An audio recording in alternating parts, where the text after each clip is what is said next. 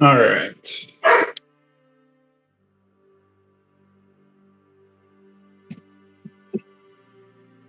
All right, we'll fade in on our party.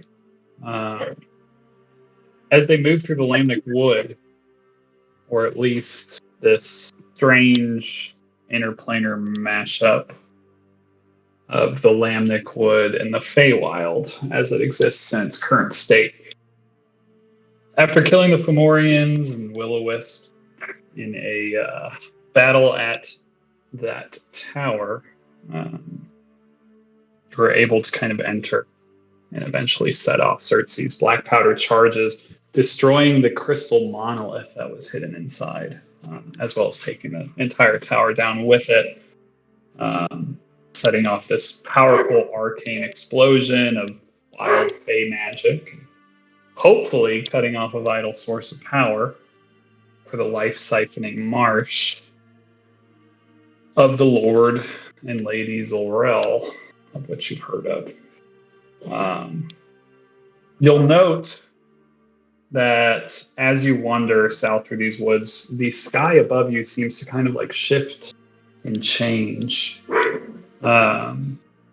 between glimpses of your own familiar night sky with the familiar constellations you're used to, and then kind of a strange, different night sky.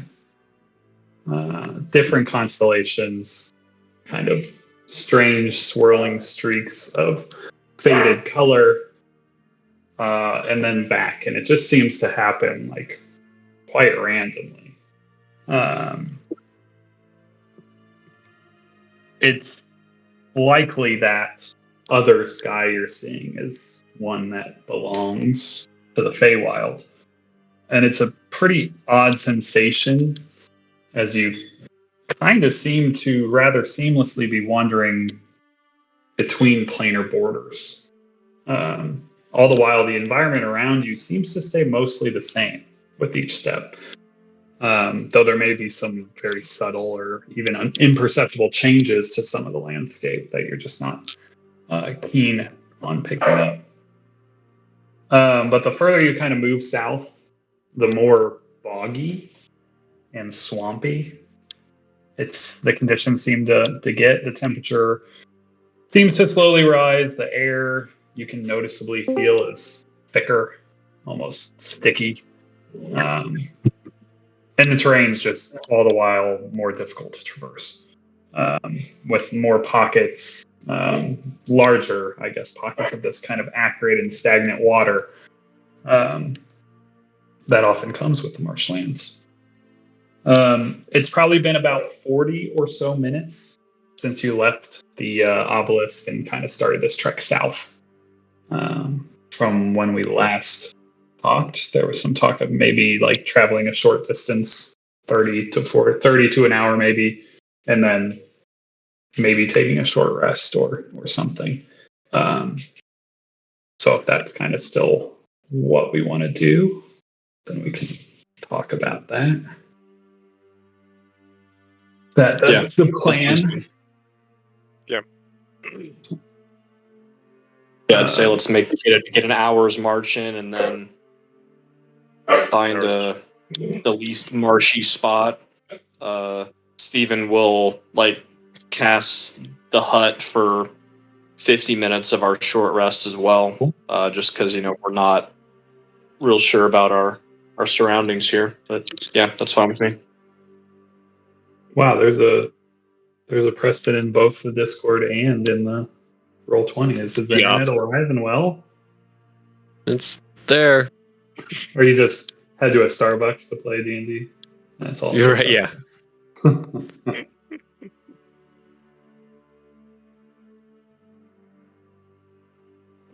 Okay. So we're going to hut up, short rest. Yep. Yeah. Cool. So the marshland around you, you can find a flat enough spot that isn't mostly totally dry. Terrible, yeah. And as you're kind of walking, it's a little bit circuitous as you're kind of finding the routes. Every once in a while, you kind of have to prod through some gross, but it's not terrible yet, but you can tell that it's starting on this after your like hour trek south.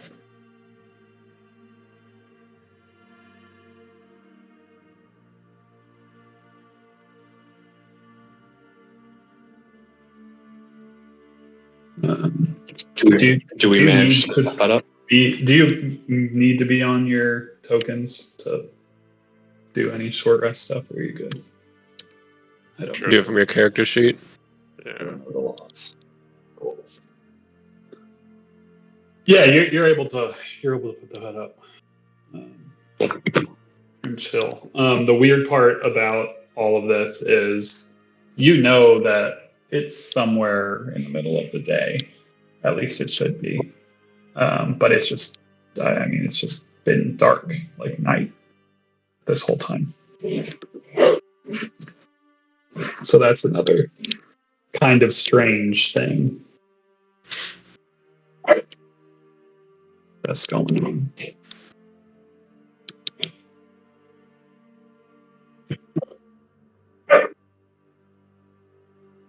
Anything specific anyone needs done over their short rest that's outside the bounds of just getting back your shit? No. I even just meditates during it.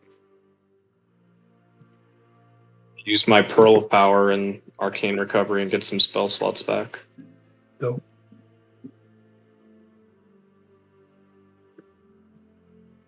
I think we said we were going to kind of head towards the center and see what we can see and then make the decision on if we were going to go straight to the area we think the Ember is or go south and destroy another monolith, like, oh, we need to suck more power out or whatever the right verbiage is. Oh. Yes, roll hit dice. If anyone needs hit dice rolling. Look at some of those 10s out there. My word. Everything balances. Nice. I almost died, but I didn't get hit. Is my Does Earthy sleep during short rests? Kick back and take a 1 hour nap. I wish I could get anything back on a short rest, but the DM hates me, so I only get stuff back on long rest. That's true. I do make all the rules. Officially. No short rests for gunslinger. The law. Tale as old as time.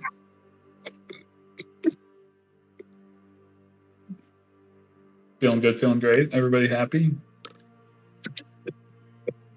Yeah. Does anyone take a specific watch, or is everyone just kind of like milling about in there playing solitaire or whatever? Does anyone take an active watch? No. I should say. Dyson doesn't, at least. Nope. Long time since I've asked. What's passive perceptions of this group? 15. 14 teen. 15. 15 is solid. 16. 15. 16? Did I hear 16? 16. Wow. Xerxes is the first to have his keen ears pick up some faint sound in the distance over the sounds of the crickets and just general marsh sounds. I should have a marsh sound set in here. That's a good thing to check. There should be one. It'd be like a cicadas kind of like. Yeah, I love that. Yeah. Totally worth halting the game to find. Swamp is probably. Ooh, Swamplandia, Swamp Thing, or Swamp Planet. One is fantasy sci-fi, so probably not that one. It looked like Swampland. a Forest Night one. Yeah, Forest Night, I know I have that. Let's see what Swamplandia is about. Sounds like a bad show. Hey, crickets are Oh, frogs. yeah. Let's go. I love it. Now we're in it. Get used to that for the next 7 games. So over the sounds of the crickets, frogs, and whatever that weird bird noise is, Xerxes, you hear a distant, like, the beating of air.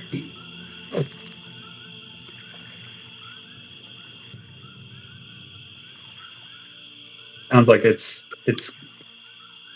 getting closer, and it appears that it is coming from the south. It sounds like a large winged creature. Large winged creature. Yeah. He would relay that to the group, although feeling pretty safe in the hut at the same time. He's not panicked.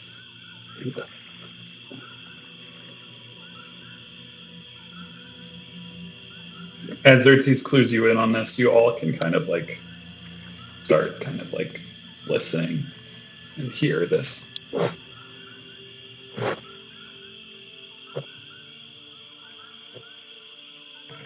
As it gets closer. Does it sound like Yofun, the Black Doom?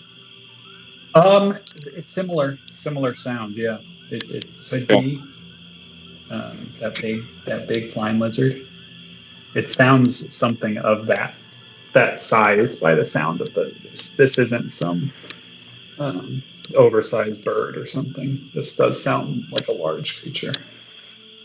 Well, either way, it's very big. Very big. Mechanically, it is large or larger. You would guess. Good.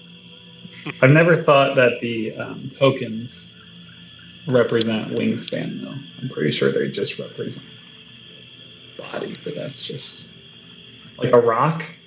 You know, like the rock token is not big enough for a rock's wingspan, which is like forever across. Not to say this is a rock, who's to say? But if it were, it'd be pretty cool. Anyone doing anything? Absolutely nothing. I think just getting more alert, but beyond that, not at the moment. I just don't know all of your superpowers, so Yeah, it's fair. I like to ask, so I don't talk over someone's attempt to do something that they didn't know they had on their character sheet or something. Because at this point, your character sheets are freaking ACT tests. They're like 1,000 pages. Okay. Well, everyone roll perception. Those of you with like extraordinary dark vision, whatever that's called, the better dark vision, you can roll with advantage.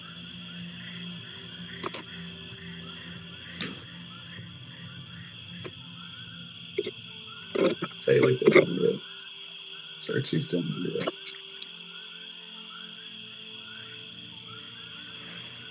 Wow. Apparently. Did mine go through? Yep. 17. Cool. Yeah, so as you guys are kind of scanning through the trees, you know, I'm imagining that it's pretty thick, the trees here, but not too thick that like you wouldn't be able to see the sky. And you're kind of like hearing this sound get closer and closer, and just kind of trying to pinpoint this thing. And you see as flying not directly over you, but close, within 100 or probably within 50 feet or so of you flying over you, is this large reptilian looking creature.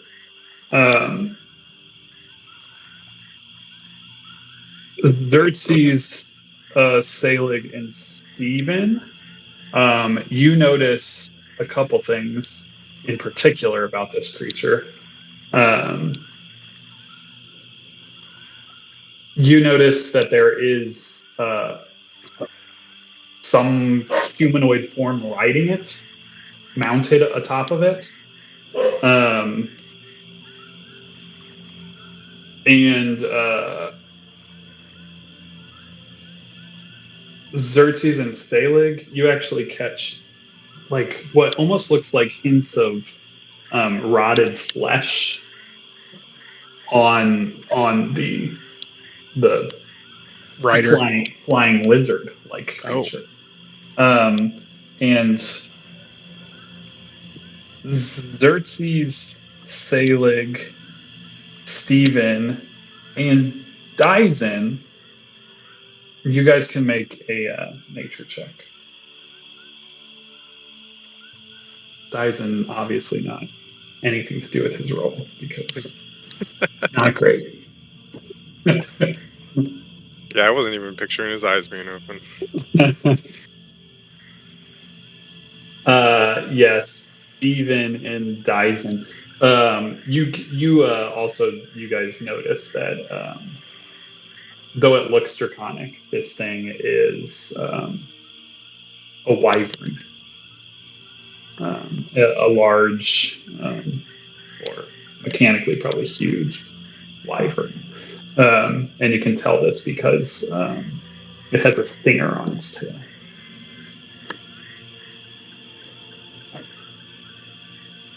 But yeah, there's a rider. You can just see like cloaks, like kind of in the wind as this thing passes overhead. And then you The just hear Witch King. it. Kind of. Could have been. And that's probably like And you said it was coming from the south. coming from the south, and it's flying to the north. Basically, Gotcha. flying in the direction that you came from. Yeah, so not an unreasonable leap. It's going to investigate what just happened. Yeah. Not unreasonable.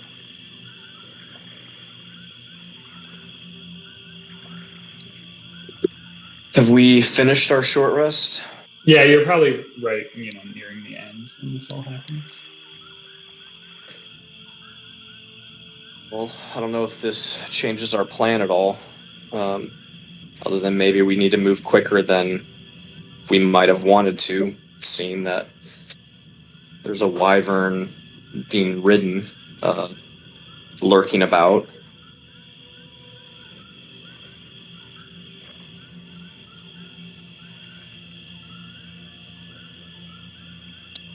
Anyone else, any thoughts or opinions? I'd be less inclined to go try for the other towers after seeing that. Less inclined to try the other towers, you said? Yeah, and get like straight to business. Gotcha. Yeah, we've made our hole. Yeah.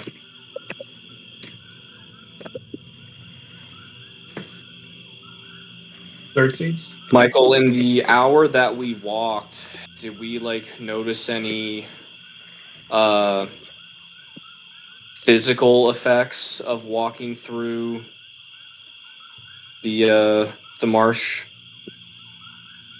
It's slowed your travel, but not at this point, not to the extent that it's like having an effect. You get the idea that as it gets more and more marshy, as it seems like it's doing, then it might take it might be more difficult to traverse. Gotcha. It might slow your travel a bit. But nothing as far as because I kind of intuit that it would have a true, thinking of you're walking, you're climbing Everest, where it's harder to breathe, or true physical implications for being in this area. We haven't had anything. It's just we're walking through a marsh. It's hard to walk. No, yeah, it's just been hard to walk. The temperature situation has been weird because it's the dead of winter, but it seems to be getting warmer and almost humid. It's still kind of cold at this point, but sometimes you get into these weird pockets of more warmth. It's just an odd. But yeah, the air is thick and hot and heavy, but there have not been anything like physically altering you, as far as you Gotcha. can tell at this point. And are we able to ascertain that if a battle were to break out right now, if the ground would be considered difficult terrain? If a battle were to happen right this second, yeah, you don't think you're in difficult terrain yet. Yeah.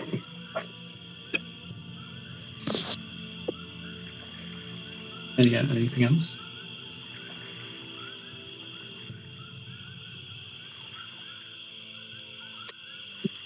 No, I think let's get going then.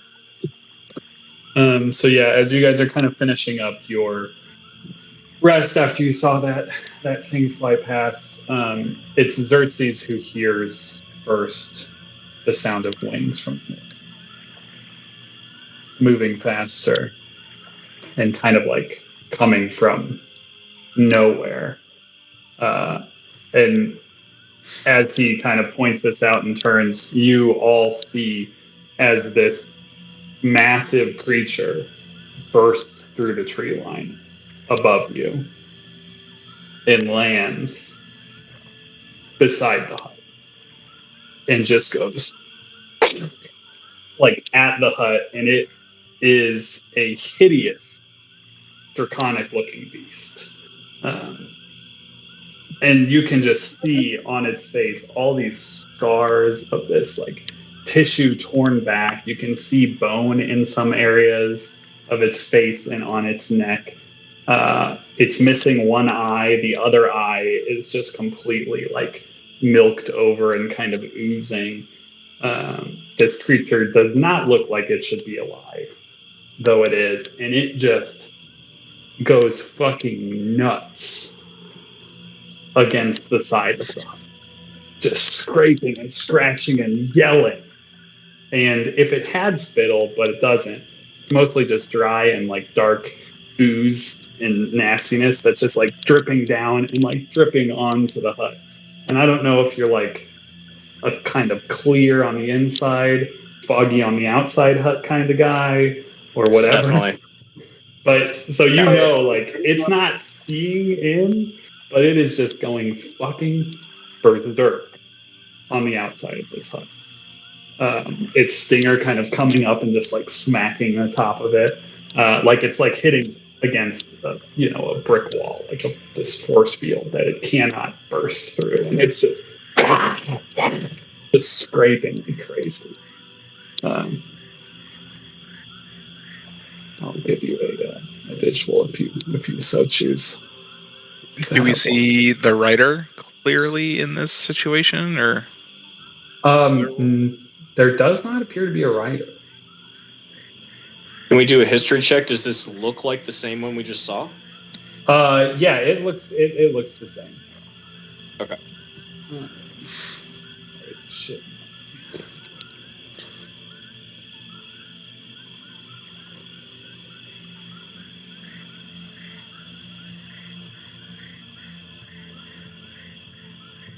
It's like that.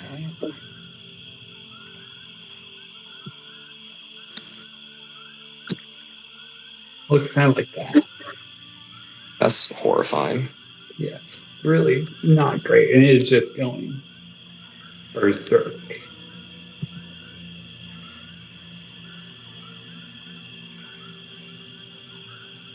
Just absolutely berserk. Well, okay, great. Good. Steven will kind of like knock on the hut wall and say, "Can't beat good old-fashioned wizard engineering, am I right?" This last 4?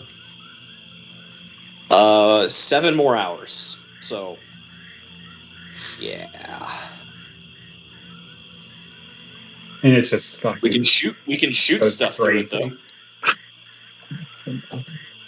Oh, we can. Yeah, you could shoot a crossbow bolt at it if you wanted to. Sure. I can't leave though. I'm kind of stuck here. And the fact that, like, I don't know about y'all, I would have sworn I saw a rider on it when it flew over the first time. The fact that its rider isn't there has me pretty nervous as well. We scan around to see if there's anything else approaching while this rotting wyvern is attacking the hut. Yeah, this thing. Yeah, dive and roll me a perception check.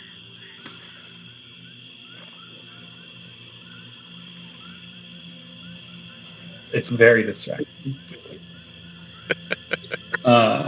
One thing you do notice is it kind of does one of those things, like where it turns around and like starts to walk away and then smacks it with its tail. Then it turns around and just starts screaming again. And you can see that it has like why is my brain the way it is? It has a saddle essentially on its back, like strapped to it. Just no rider currently. Just no rider. And as you're seeing that, like looking towards it, you see this kind of like bluish light just kind of in the where the hut once was as the hut vanishes. And I need you to roll for initiative.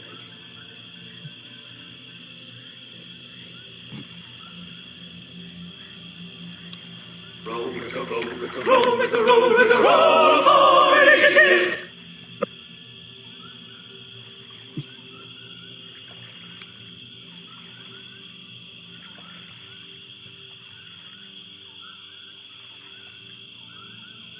Things in my way.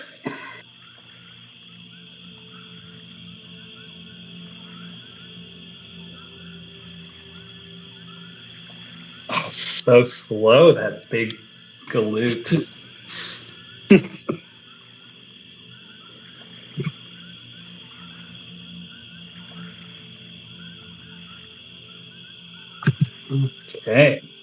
Okay. Some things. All right, we're gonna try this out. Which I don't know how this is gonna go. We're probably gonna get some YouTube things for this. But...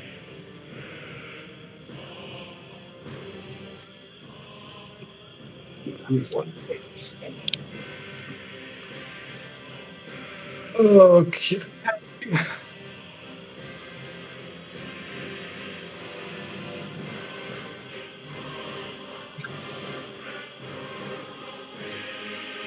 Does Battle Master work is the question. Yup.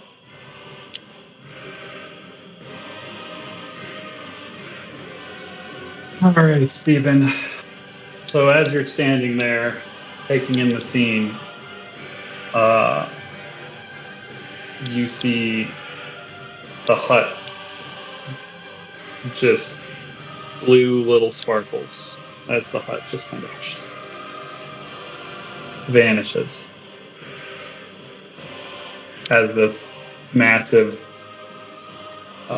wyvern stands in front of you. Cool.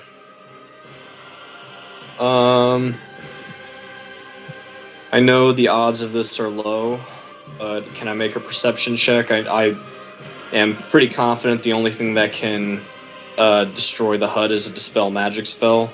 Yeah, absolutely. So can I just make a perception check? Yes, of course. Of course. Yeah, so you kind of like look around quickly and you're scanning, but in the chaos of the moment, you don't see any source of the spell. It's still dark, right? Correct, yeah. Alright, I would like our winged friend to make a Constitution saving throw. Yeah.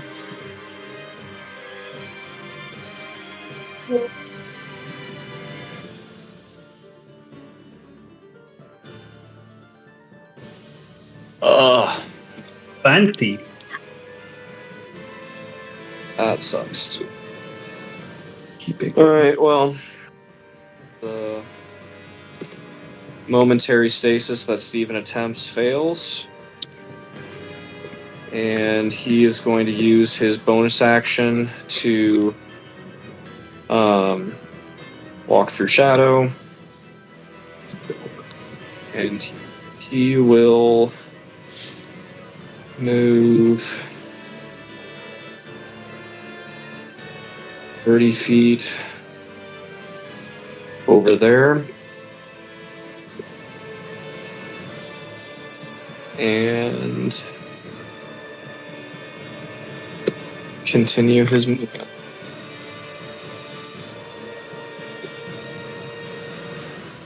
And that's my turn. Not great. X-Master Flex. Run!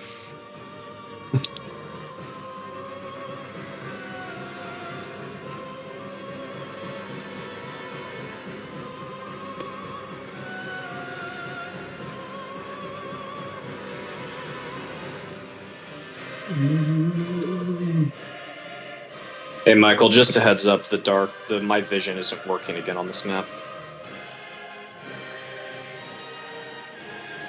Oh, this might be a oldie.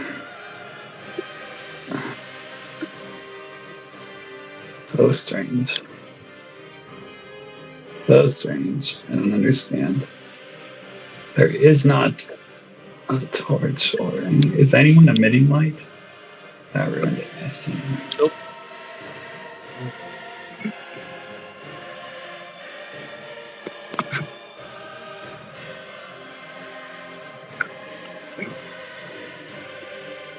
Very strange. Alright, well, I can't seem to fix it. Just let me know if there's something within 120 feet that I... yeah, not that you can see. Okay, cool. Xerxes. I shot him twice. Oh, I didn't even see. Oh my goodness. Beautiful. Yes, you definitely did. You definitely did shoot him twice. Yeah, with solid demo, actually. Yeah, that was good. Yeah, I'm solid. I'm solid. Right, those will both hit. He will just, blow at the end of the gun. As one does. Alright, it is a creature they call an Oni's turn.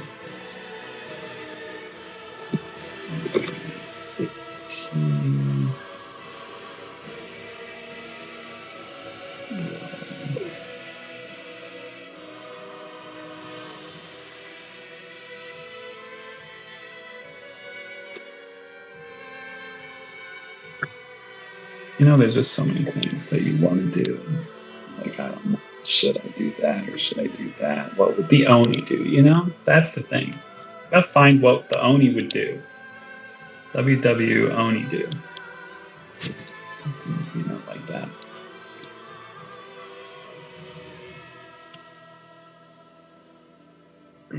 What would Oni do?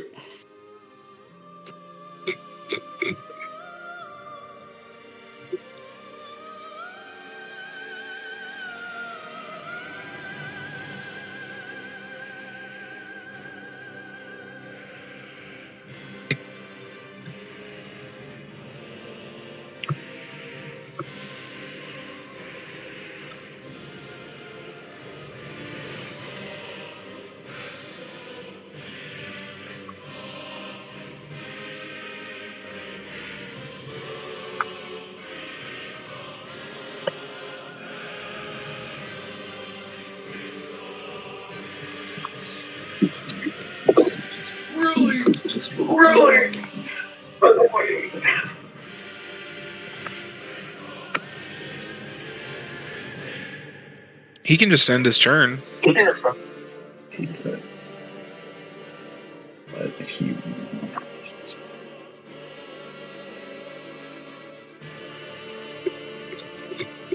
will go there.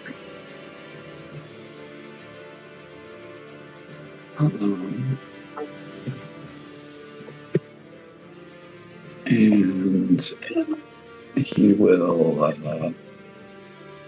rip off this fucking spell.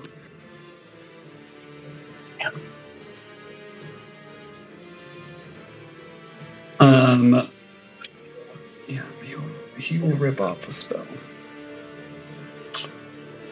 And I need Xerxes, Dyson, Selig, and Lagan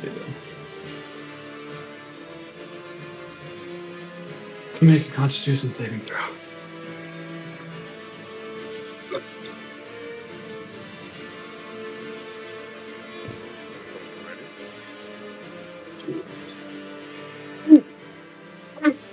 Some killers right there.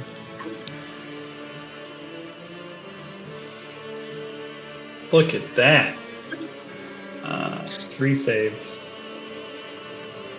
I'll let you guess who they are. As you guys, I think I technically get a +1 to con saves as well for my Ember. Doesn't matter. that is bad. As this cone of icy cold, as it's called, rips towards you. I think I can click it. It should for 37 points of cold damage, half for you that have saved.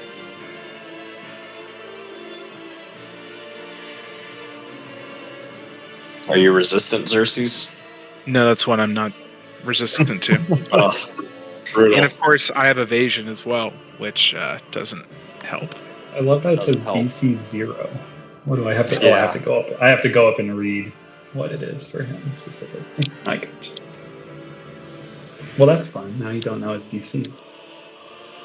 Thanks, Roll20. Nifty. It's a I can tell you that it's not an 8. It's not an 8. I'll even give you the 9. It's not a 9. You know, it's in between 9 and 22. Somewhere in betwixt 9 and 22. Yeah. I don't know what you just attempted to link, but it's not. I tried to show the spell description. Oh, maybe I have. I think, yeah, I have to do it. There you are. Cool. There you are. And that's what he does. Once again, my health is not connected to my token, but What in the world? That's honestly very bad. I need that to be fixed.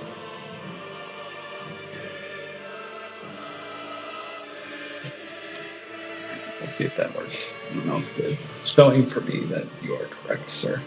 Oh, yeah, I guess mine's not either.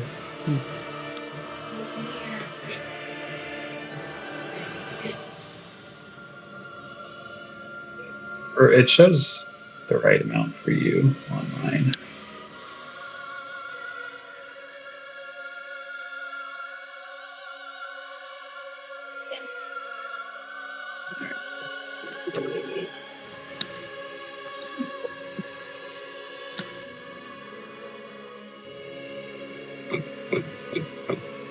That's his go. And it is Dyson's turn. You're all aware that there is clearly something over there now.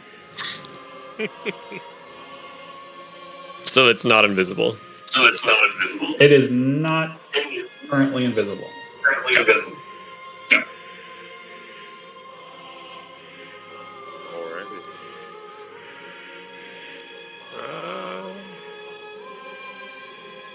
Let's see if I can help Salik out a little bit. Dyson's gonna pull out his hand crossbow and fire 2 quick shots at the wyvern. Not an Yes, those will both hit. And on one of those, he's going to do his Psionic Strike and force it to make a strength saving throw. It succeeds.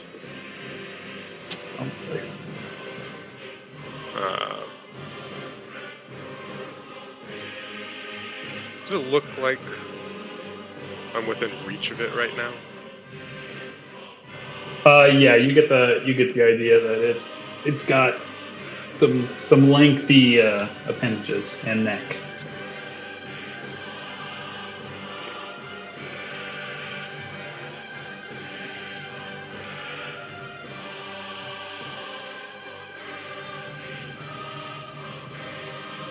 I am going to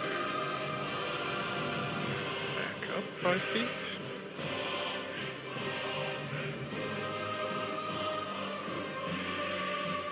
Does he stay there? Does he do anything? It doesn't do anything. 5 more. Nothing. He does. He does now do something. Yes. Okay. Shuffling backwards. He will bite. He will bite at you. That does it, actually. 23 to hit. For 15 piercing, 8 active.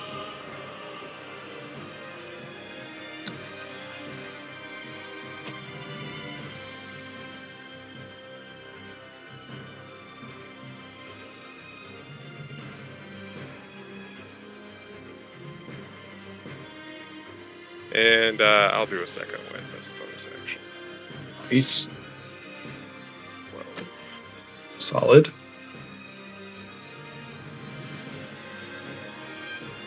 Oh, never mind. You get a +9. Less solid, I guess. Alright. And it's my turn.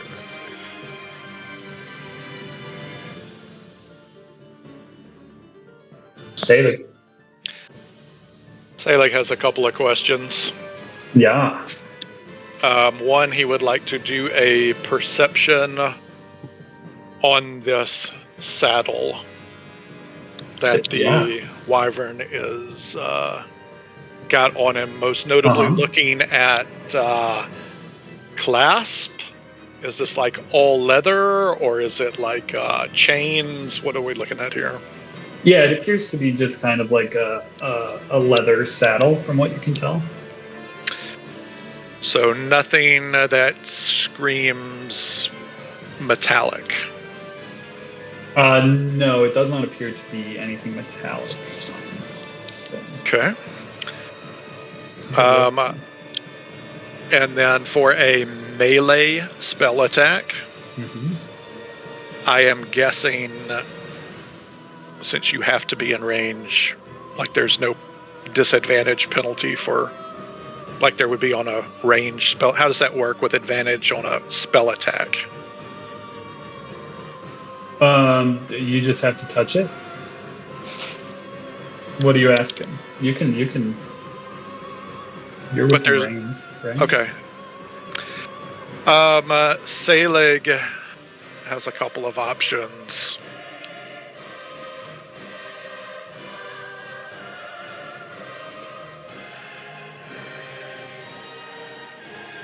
Do we still have our telekinetic telepath? How long does that last? Telepathetic talk? Telepathetic. Like 8 hours, isn't it? I think it's just an hour. If it's just an hour, then you don't have it. If it's more than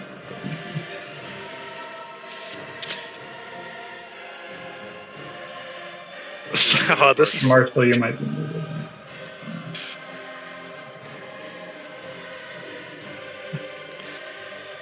You know what? Discord just sucks. I can hear you. Yeah, no, it's 1 hour. Okay, so yeah, you don't have it. We are, I can't risk it with just one person attacking behind me. Let's move. It says 20, but that's 15. We're going to move there to try to break up this cone area, and we are going to have this Creature, give us a wisdom saving throw. What? Wizzy whiz.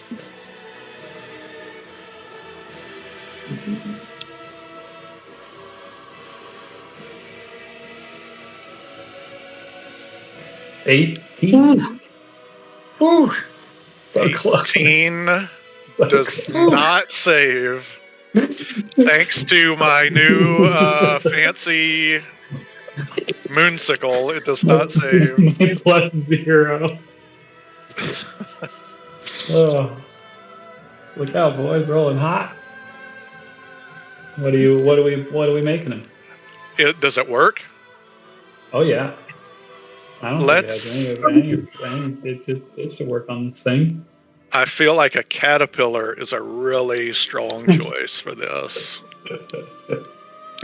Love it. Love it. I'm not gonna turn him into a caterpillar because I don't have a caterpillar token, but he is a caterpillar. Maybe there is one in here. Caterpillar.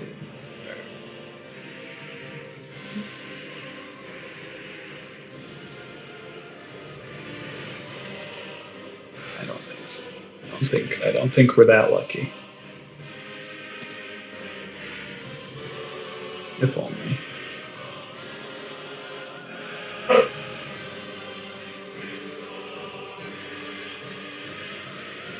All right. A caterpillar appears and he wants to eat leaves.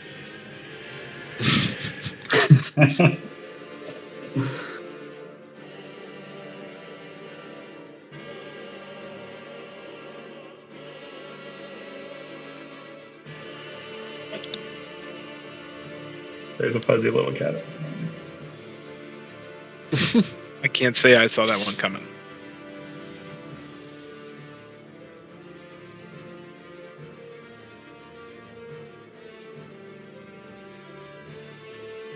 Anything else? Oh, Mm-hmm.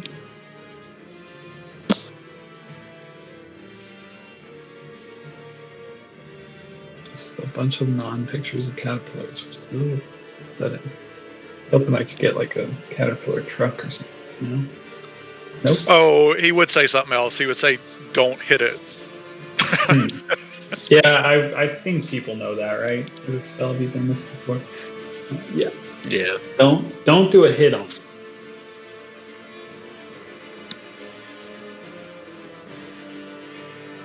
It is Lagandu. Lagandu's go. Would you like to hit the caterpillar?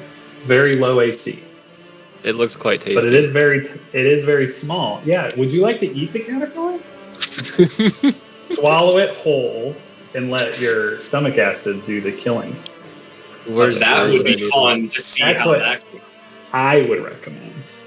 I promise it's I what won't just make your character explode immediately. A different Tabaxi would have considered it. This one, however, had two very viable opponents to go after. They were both equally enticing. But now that one's a caterpillar. One is very clearly a caterpillar now. Yeah. We're gonna go over here. Or maybe for you, he just disappeared. I don't know. He could have disappeared. It could be tiny. Who knows how big the caterpillar is? I mean, his token looks massive. Yeah, maybe that's his token. That's,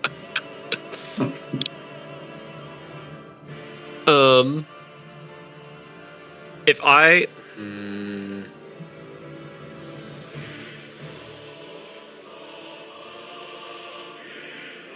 if I become large, where does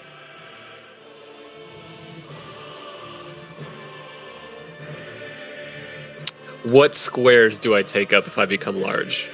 you can become large as you're running over, and so then you can decide. Right. I mean, this is as far as I can go.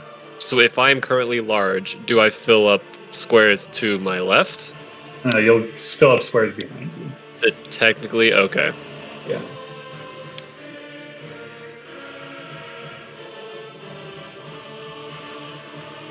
Is he large, or appears to be large? Yeah. You want to know more about this guy you're running up on? Sure. So that's kind of his look there. He's got some cool robes, a hideous face with glowing yellow eyes, and he looks to be wearing some chainmail, and he has a big old glaive. Sweet. All right, then we needed him to be 1 square closer. It's very unfortunate. But instead, we're gonna run over there. While we're running over there, we're yelling at Steven. Steven, the mage, you and me. And we're going to get that close, and I need him to... I believe it's a strength saving throw. Please hold. Nope, wrong one. I lied. Oh, I just have to hit. Cool. We are going to... He is going to attack with his... Kusarigama, except it turns into a whip-like weapon. And we hope that it hits. And nothing happened. Oh, there we go. Probably doesn't hit. Does not. Yeah. Duck. And then...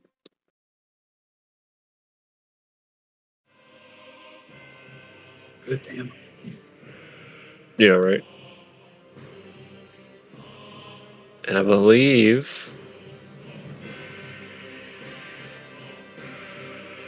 that was my cantrip. No, you know what we're going to do? We're going to... I can make sure I can do this.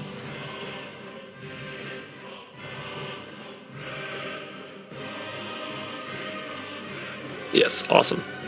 We're just going to quicken spell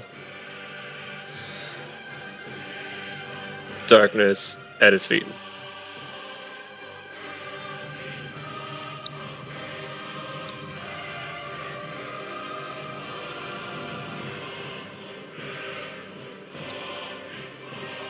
I need a darkness token.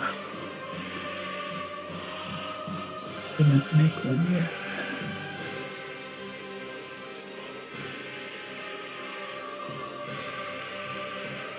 Do I not have a thing I can throw out there? Oh, I have a light.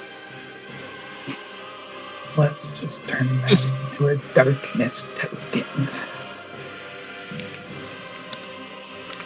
What's the radius? 15. Yeah.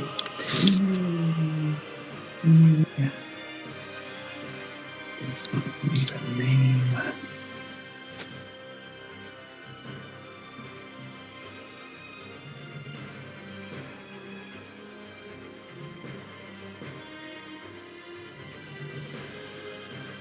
Cool.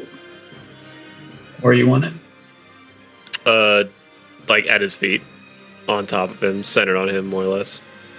Blah blah.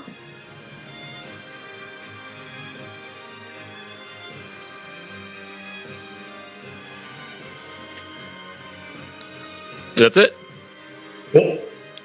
for me. The caterpillar inches along the ground, looking for a yummy leaf to eat. Oh, go back on top. The branch. And Steven, it is your go.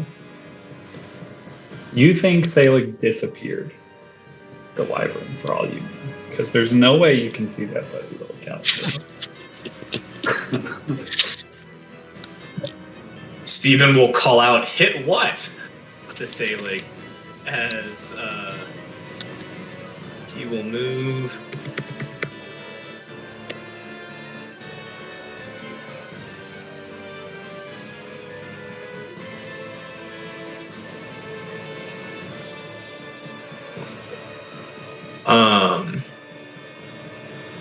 And I would like a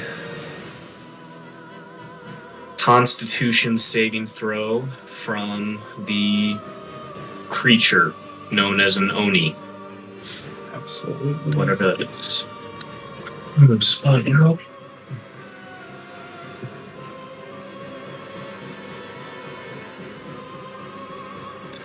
Rocks, baby. Saves for days. Unbelievable.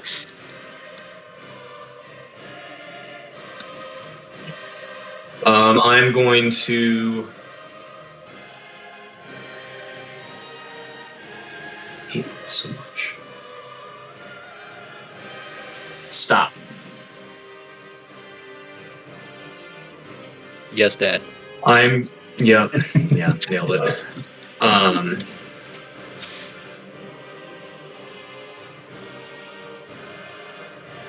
I will use my final metamagic rod charge, and I would now like an intelligence saving throw. Love that. Love to. Niner. All right. It suffers 15 points of psychic damage and cannot take any reactions. And on its turn, can only make an action, a move, or a bonus action. Awesome. That's my turn.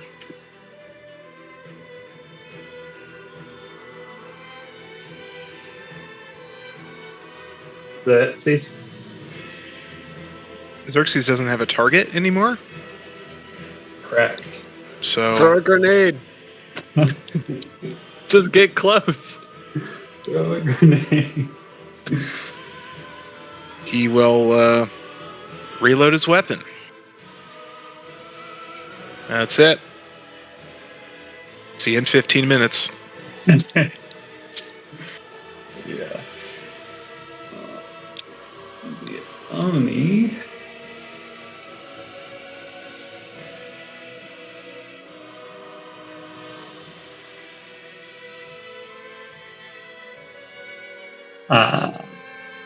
Lagandu and Steven, you can see as he stands there in the darkness.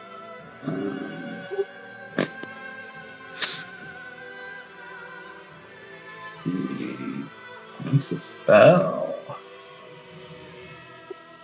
He casts a spell. Yeah. I will counterspell. Love it. Can I make an Arcana check to see if I know what the spell is? Yeah, absolutely. What do you have to roll?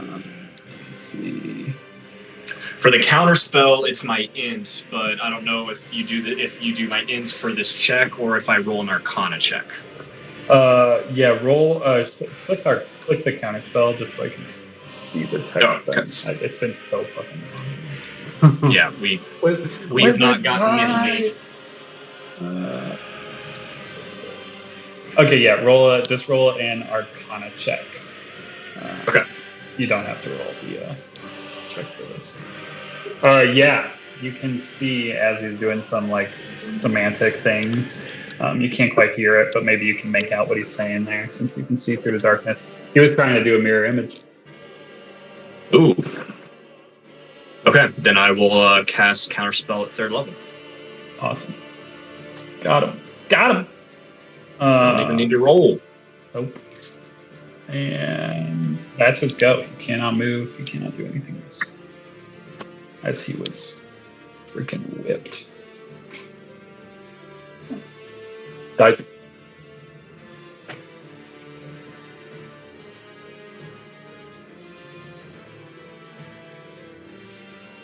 Much like Xerxes, Dyson also lacks a proper target. And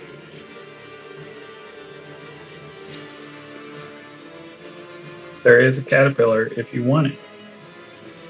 You just gotta want it. move there and just hold his action. See if anything comes out of the darkness.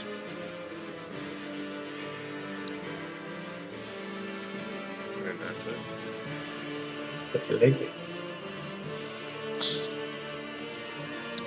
This shrubbery all around me, can that provide cover from where I saw that cone of cold coming from, do I think?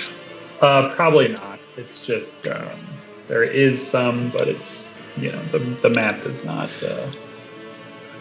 He this thinks map it's ain't doing this justice. very important to hold his concentration, so he's just gonna dodge. He's gonna dodge. Just dodge. Dodging. Makanzi.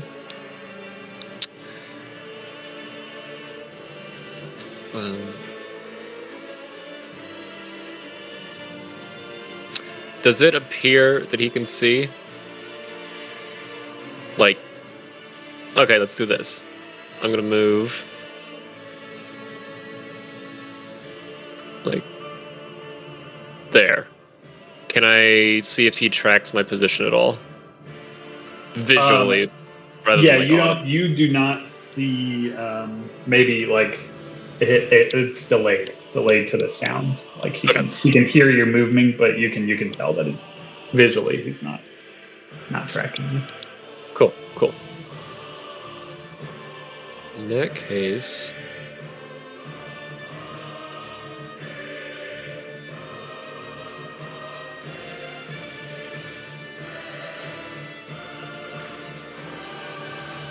what's that? Look at me there. Oh, that's weird.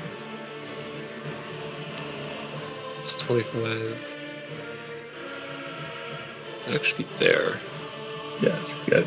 You've got plenty of movement to get there. And then we're going to attack with my gamma. Not with advantage. Actually, He cannot see you. so it is Yeah. advantage. Yep. That one? Maybe. That's cool. No doubter. So we'll do that. It'll do an extra D4 of bludgeoning for my wrath. Because it's... Do I want to do that now?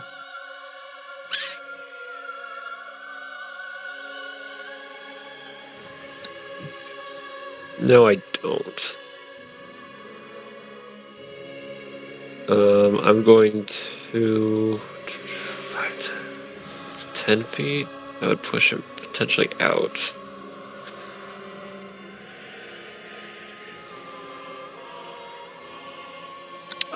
Bonus action, secondary pole arm, which isn't a ton of damage, but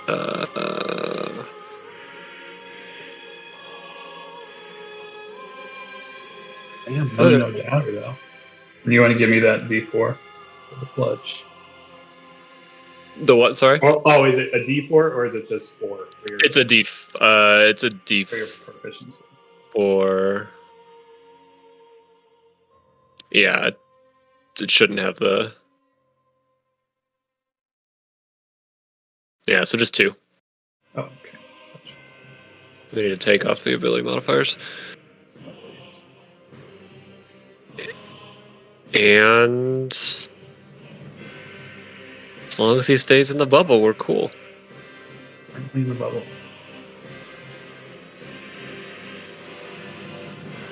Yeah, The caterpillar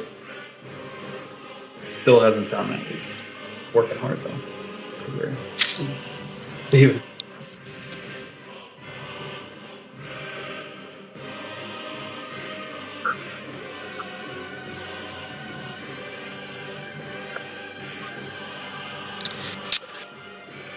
Pretty soon your whole team is going to get security investigation. If I have a +1 weapon, would that apply to that D4?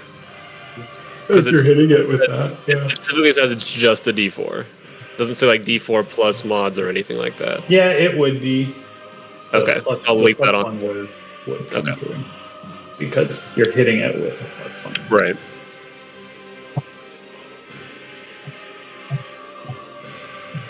I would like another intelligence saving throw, please. Who's on 2? I think he probably wouldn't. 2. Bound to happen. Bound to happen at some point. Yeah, so 23 points of psychic, and I will move closer, and that's my turn.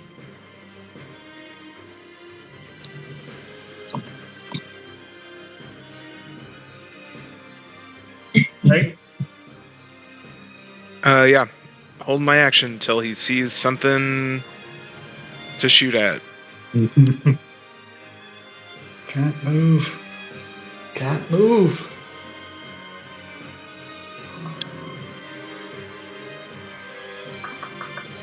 He's in a bad spot, this guy.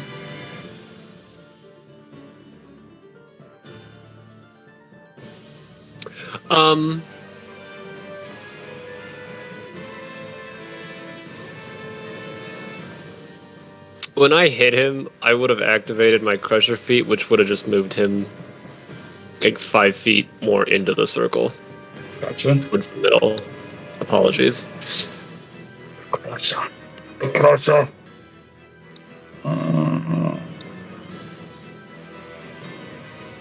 Let's see.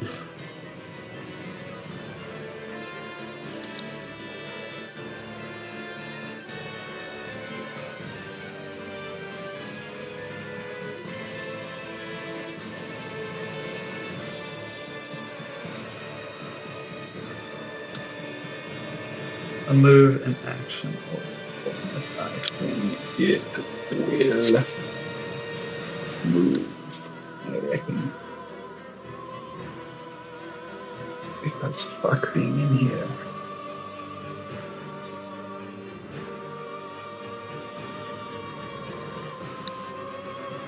He flies 30 feet up in the air.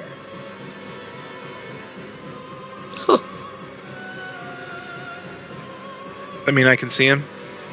Yes. It's above the darkness. Just get shot. Me too. Just get freaking shot. Hit, miss. 9, 8, and 6.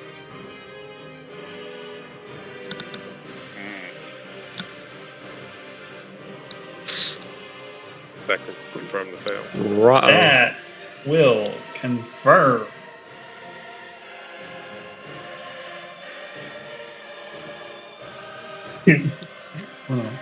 one of my favorites. Well, dexterity save.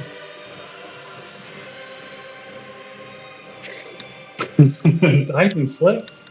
Banana peel, baby.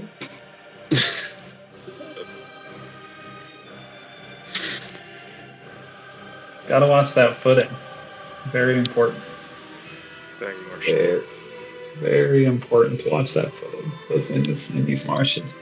That is the Oni's turn. He can't do anything else. And it is Dyson's turn. So luckily, if you would like to stand up, feel free. Yeah. He will stand up. How do I do 2 of those things on against one? I'm double pressed. Yeah, one of them is on. I literally can't get rid of the other one. It's on the battle thing, right? Oh, amazing. How stupid. That's glad we can put icons on.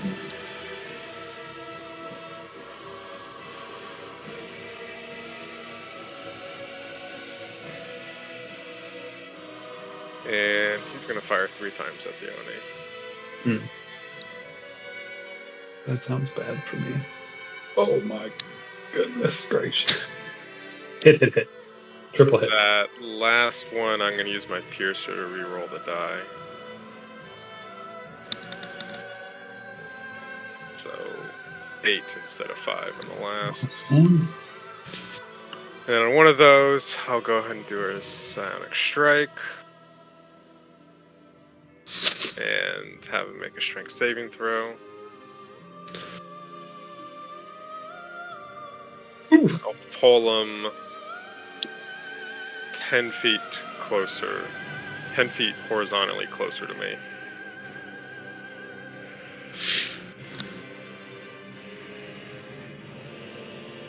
And that's it. This guy's having a bad time. Is he now 20 feet in the air or 25 feet in the air? No, he's at his same altitude or level. I just can move him horizontally. Oh, horizontally. I see. Yeah. I see. It says horizontally. I get it. Words. Say like Dodge. does not want to lose the spell on the Vaiden. Gandu. The Oni used a cone of cold his own wyvern. Yeah, if only he knew True. what had happened to him. What had happened to him. He would have done something. Huh. A caterpillar was a great show in the dark in a marsh. A cow probably would have been bad.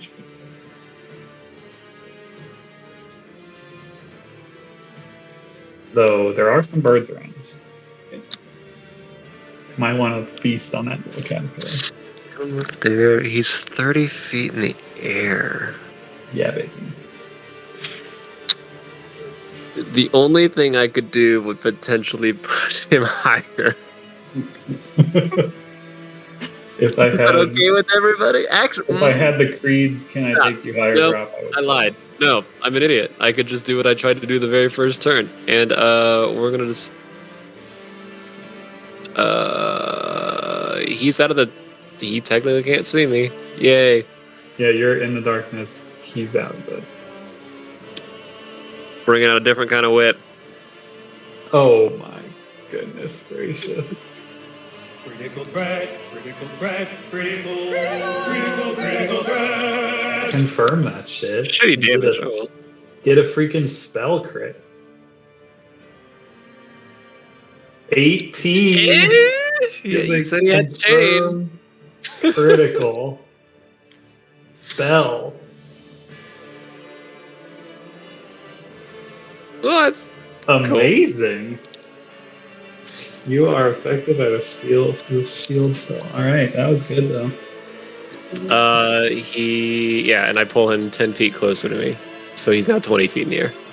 Okay. And no, he's not back in the darkness bubble. That would have been too cool. Just outside the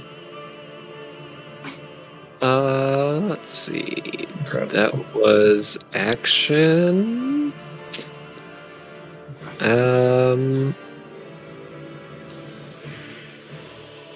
You're getting whipped. Uh, He just keeps getting whipped. Isn't Steven's thing whipped too? brain whipped, physical whip. Yeah. Mind whip, abyssal whip. So in real bad time. I don't. He started off so confident. I will leave that as my turn for now. Great. The wyvern does not get to relief. He's a very low movement speed. It is an inch one.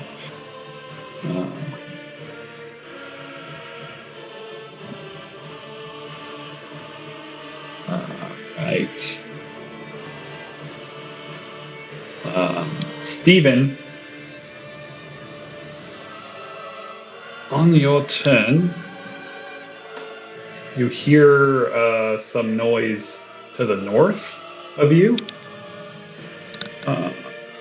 And as you look that way,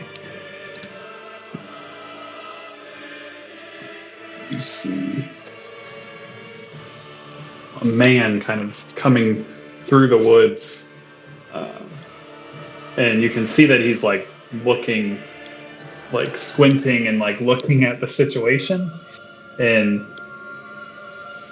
starts calling, "Can you capture it? Can you keep it alive?" And that's all. I'm not sure to see this man kind of running out of the woods. Through the woods. He kind of looks like that. Great. I'd like a wisdom saving throw from the Oni, please. Yeah, love that too.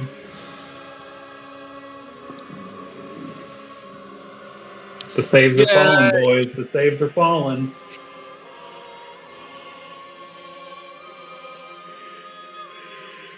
And so I'll turn, like as he's running, like do a snap and like keep what alive, keep that alive, and roll the dead. Damn. 11 points of necrotic damage. Kind of hope that kills it for the timing aspect.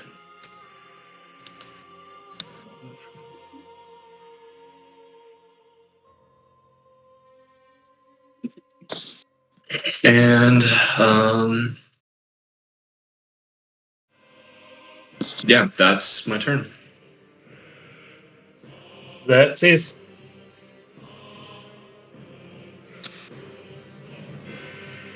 The first misses. The second. That is. How would you like to murder this floating Oni? Oops. I think it just goes straight through its head and he falls back down into the darkness. Right Just through his boom. head. And then just falls in the darkness, and you hear the thud. And almost falls on top of the gun. Near miss. As this Oni falls beside you. And 832 break. Go pat Sailing on the back really hard. Like really aggressively. Like 1 point of damage aggressively. He drops his concentration. You are so good. What?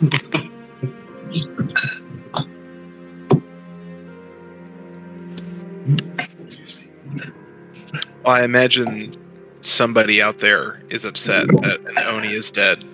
I don't think Xerxes probably has heard that this person exists. Yeah, I don't think he has yet. But this guy kind of runs in, and to Steven's question, like, the hat?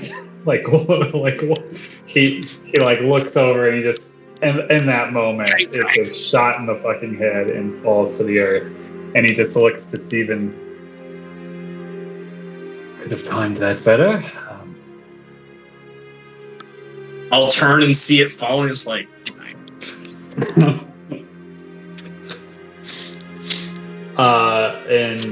who are you again? He kind of like stows this bow that he was carrying over his head and slowly starts, walking. In your general direction. You're probably going to need that here in a minute. Just a FYI, stranger. Who are you?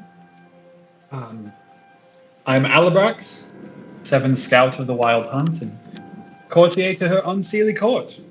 The pleasure is yours. And he kind of gives this, like, Obvious. small bow. Very small bow. Yes, indeed. The pleasure is mine. Can you repeat what you just said, Michael? Because you talk fast. Yeah, Alabrax, 7th Scout of the Wild Hunt, and courtier to her unseelie court. Can I do a history check to see if I know what any of that means? Yeah. History or Arcana. Oh, I would love to do Arcana. Actually, I think my history is +9 too, so it probably won't matter. Sorry, I literally have to close my character sheet every single time I want to look at the map. So That's lovely. if you're wondering why it takes so long. If you double click in the upper corner, it should minimize it. Double click like where your name is. Should make it small. Okay, we'll investigate that. Roll 20 hacks. Yeah. Oh, okay, that's fun. Yeah. So a couple of those things.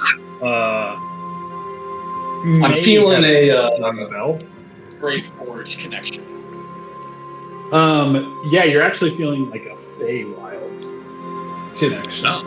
Oh. You've probably read or heard maybe about the folklore of the Wild Hunt, which is this group of Fey hunters who literally hunt horrific beasts and monsters, and sometimes men. They're kind of scary.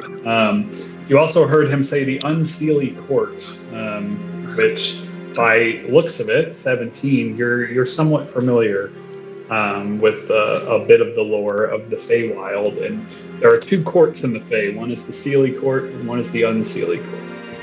The Seelie Court is generally thought of as good, while the Unseelie Court is generally thought of as evil, though these terms are not black and white. Binary. But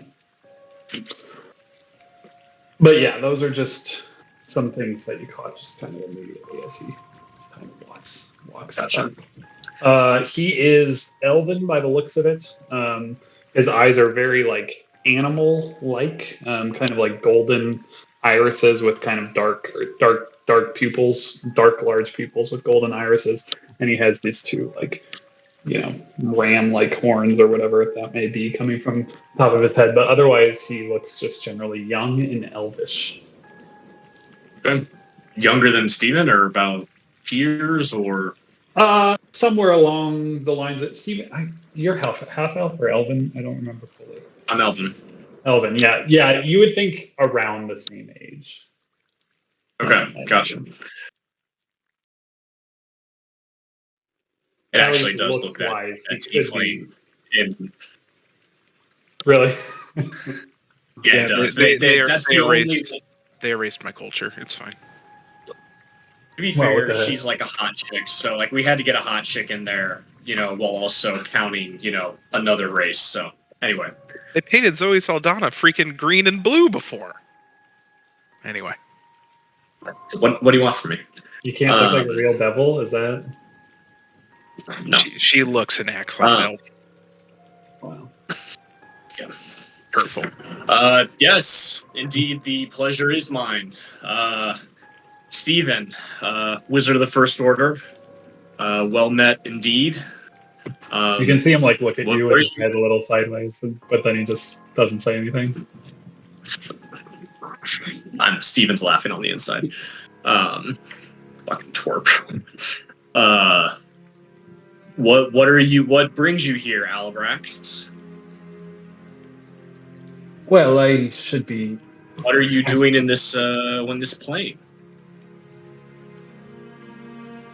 Well, this plane is a bit with yours. You must know that. Yeah, definitely. I must be frank and ask, what are you doing here? I definitely asked you first. And he just like shrugs and here specifically, I came investigating the sounds. A large explosion, you may have heard it. Yeah, I caused it. Caused? Interesting. And he points to the Oni that's laying on the ground. Is the darkness moved? Did you move the darkness? I would dispel You it. can, I realize. right? Okay. Yeah, I didn't want to delete it because I didn't know if that would mess something up on your end. No, you're good. I just wasn't sure if you could actually move it. I don't know how the spells work. Well, you caused the explosion and you drew that thing,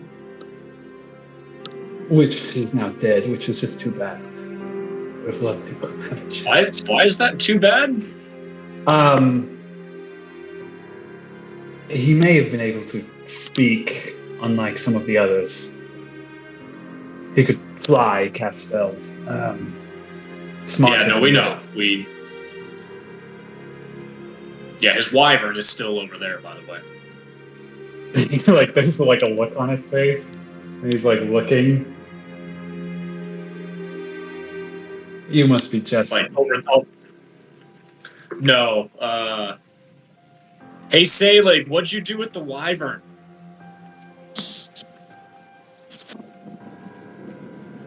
Like, just oh, cool. point- That's neat.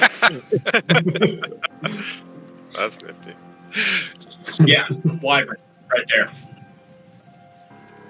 I see.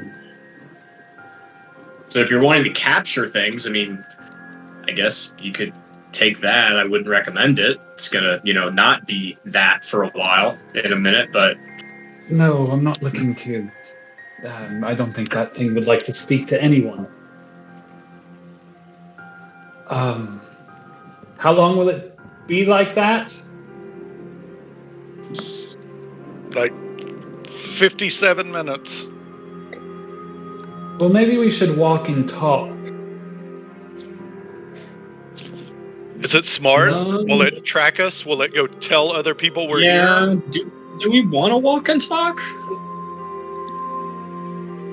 Don't we just want to kind of like take care of it right now? I guess you're right. Well, we could.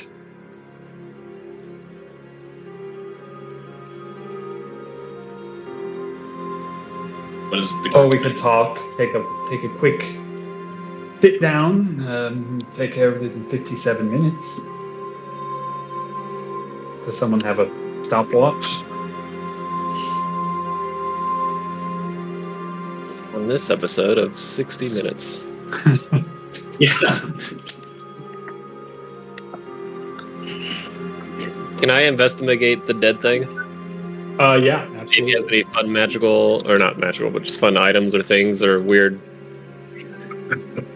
thingamabobs and gadgets. Yeah. He has some chain armor.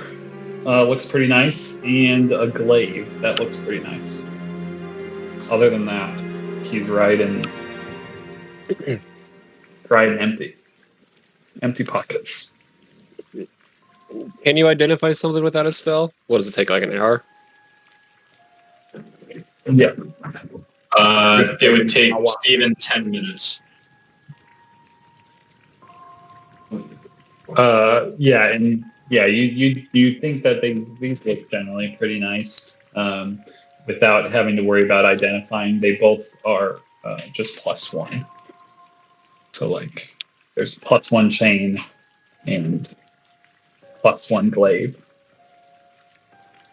Or with the chainmail? What's up? I'd take the chainmail. It is large. And then- For a large human, large creature. But you could take but it it's if you want. chainmail. I can like de-chain it and make it Sure. smaller. And it won't be Right. +1 anymore. Oh, fine. Could Dyson know how to resize it?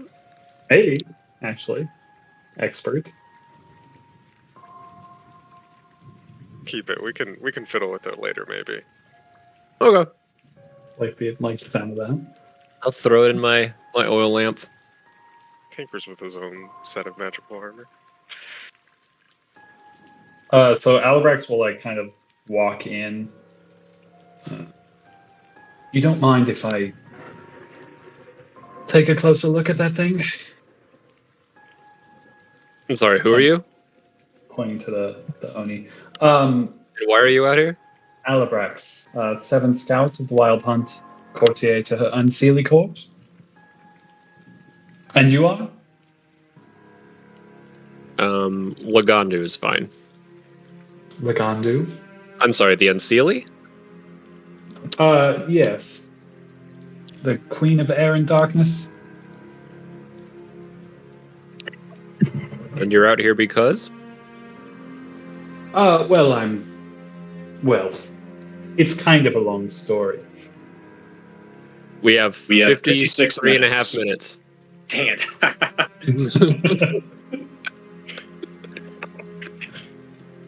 Shorthand, please. Your allegiances are quite obviously not with the Zolrels. You'd be correct. The Lord and Lady of the Marsh? Yes, those would be the ones. Yeah, definitely not. What about you? No. No. Absolutely Good. not. And you're here to do what exactly? I think we're hunting hags. Is that right? Hunting hags? Track them here? He's kind of talking to himself because he's concentrating, but In a roundabout way. That is definitely on the agenda. Yeah. Quite admirable, honestly. Hags. Hideous creatures. Yeah, they suck. I'm sure these Zolrels have some in their employ, so if that is your aim, hags you might find. Though I don't think traveling deep into the marsh to find hags would be the smartest or best use of your time, though you do appear to be rather capable. I'll give you that. The hags are not in the marsh. They're around it. The Zerels have other things that we need to address to help protect our realm. Fair enough. I won't pry any further. I understand. You do know what you're dealing with, marching in there, do you not? We've been told some things, but if you know more, it certainly wouldn't. Well, I've been watching the keep for about a month now, so I think The I keep? know. Yes, the keep of Malor, and he kind of points to the south. It's about Great. a day's journey, give or take. That direction. So let me get this straight. You just... And he points towards the tower. Took out the monolith without knowing about the keep. We weren't aware of a keep necessarily, but Kind we of a were shoot aware. first, ask questions later sort of group. I see. I mean, I can understand. Lagandu can attest to that. We were more aware of the obelisks causing more harm. We were told to we our would have to world, destroy letting the Fey leech in. I see. Well, I guess I'd look into my information source. I'm not sure how much I would trust someone that's sent me in there without knowing what was located at its center. The keep, yes, that's... I originally was headed that way to deliver a message. Can I insight check this guy? Oh, yeah. little hard to read. Seems a little up his own ass, but hard to tell if he's. I didn't need to roll a dice to know that. Yeah, exactly. Hard to know if he's lying or telling the truth or what, but he seems to be talking off the cuff as much as you can tell.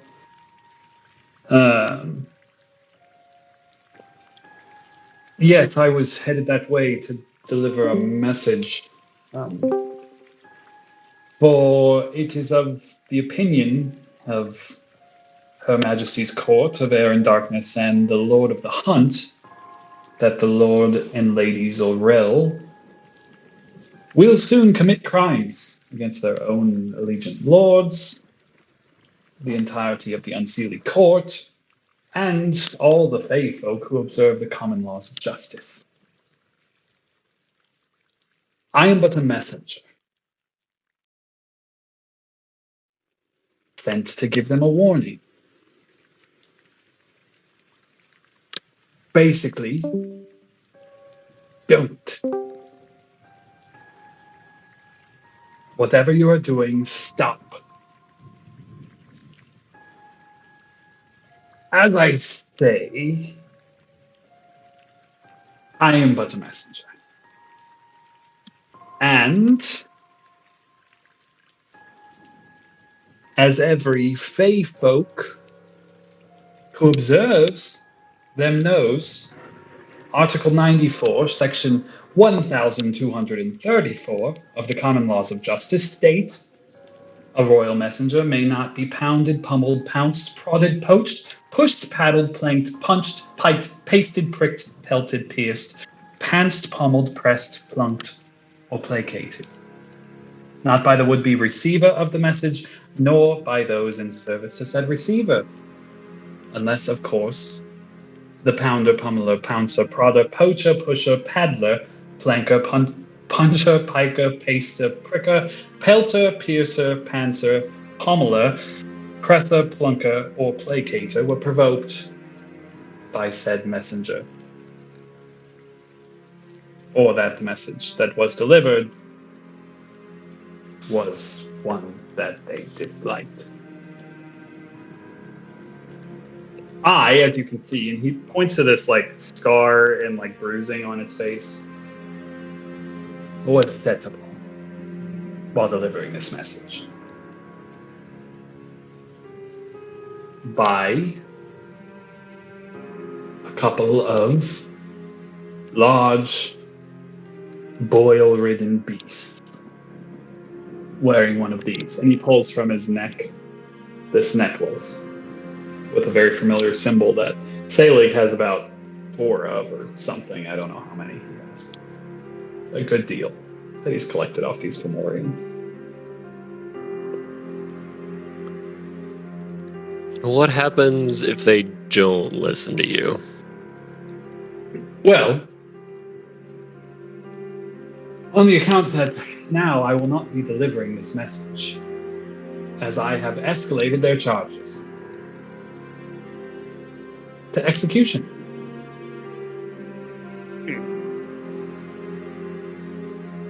Yes. Stephen in the back. Yeah. Had a little, wizard thing kind of dropped off. Can I get the TLDR version of the last 60 seconds?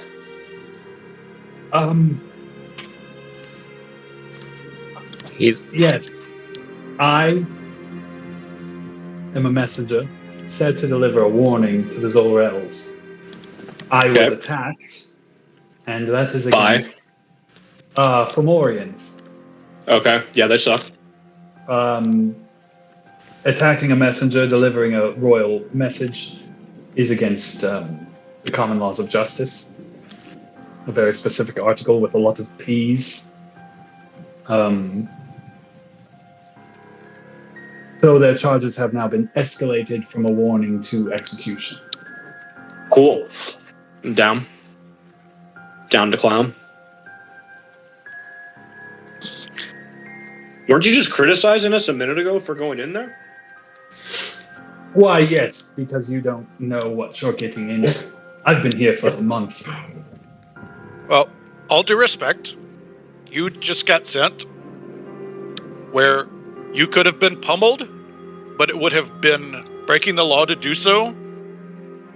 But you were sent to give them a message that they were suspected of breaking the law. So you must have known that you were going to get pummeled. Perhaps. Some say I may have hoped. To give cause. Oh, really? To execute them. To give escalation. Call that entrapment in some places. Good thing you're In white. some, but not in others. Do your people have the power to do this? We've heard the Zorels have great strength. They do, and that is why they wish not to engage, per se. So your threat's an empty one. Their threat's not mine, no. And then he draws these two arrows, these two like long-shafted black arrows, and kind of spins them in your direction. One of them has a name etched. It says Lady Zorel, and then the next one has a name etched. It says Lord Zorel. No, these will find their marks. That is for certain. So you're coming with us. So that they may find their marks. Well, if it's more you who would be coming with me in this situation. I We'd don't be think going so. together.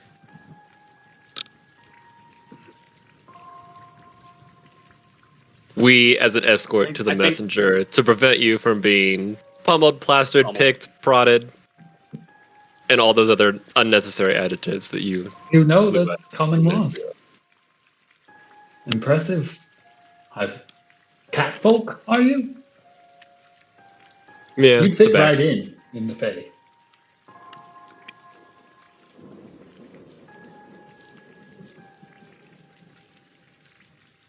So what is that? We have about 44 minutes still. Something like that. Let's err on the side of caution, say 40. Fine. Yes, as I said, I've been watching for some time. The keep of Malor, as they're calling it. It sits in the center of the marsh of everything. It's heavily guarded.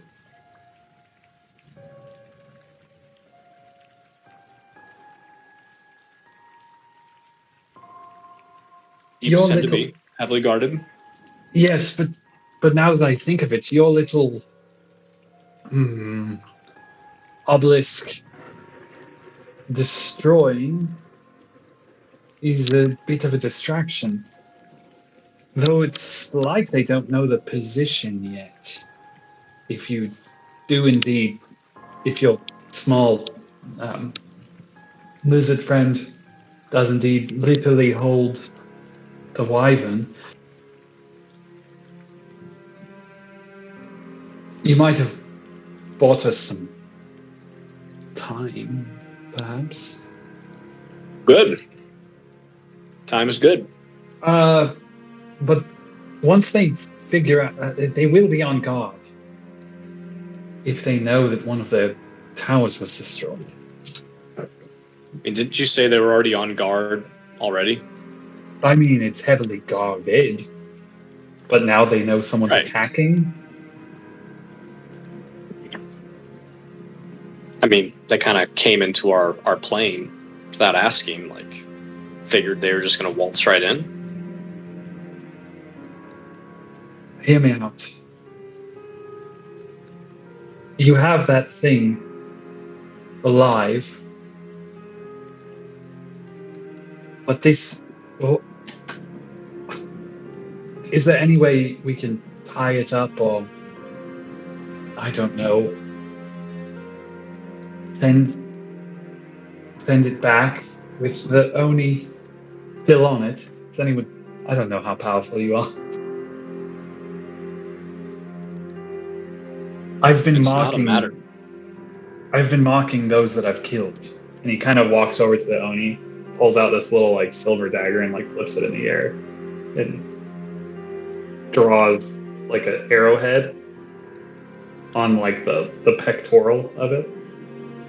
I've been leaving them. Anytime I come across them, over the past month, trying to be like a boogeyman, a bump in the night, something killing their foes. What if we sent it back? They'll think it was me. Well, not me, but the creature I've become over the past month. They'll think it was that destroyed the tower. They won't even know you're coming. What was this? Was that like wings? I don't know. Maybe. You know the Feywild. Anything. Are there bats in the Feywild? Sure, yes. Big ones, small ones, some as big as your head. So you're like a man, but also a bat. Yes, well, an elf. Man bat. So, bat elf, perhaps. A vigilante. Great. A silent guardian. Of course.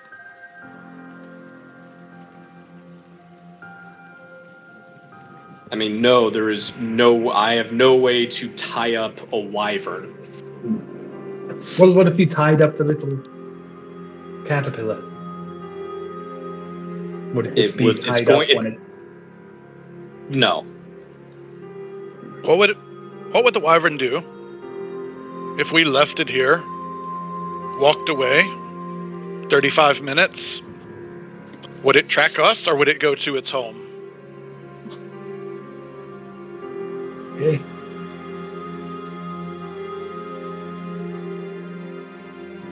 Is it really that smart? Doesn't even have a solid brain in there. It looks very dead. There's actually 2 more of them, if you must know. Back at the, well, it might not be at the keep anymore. They've probably been sent out.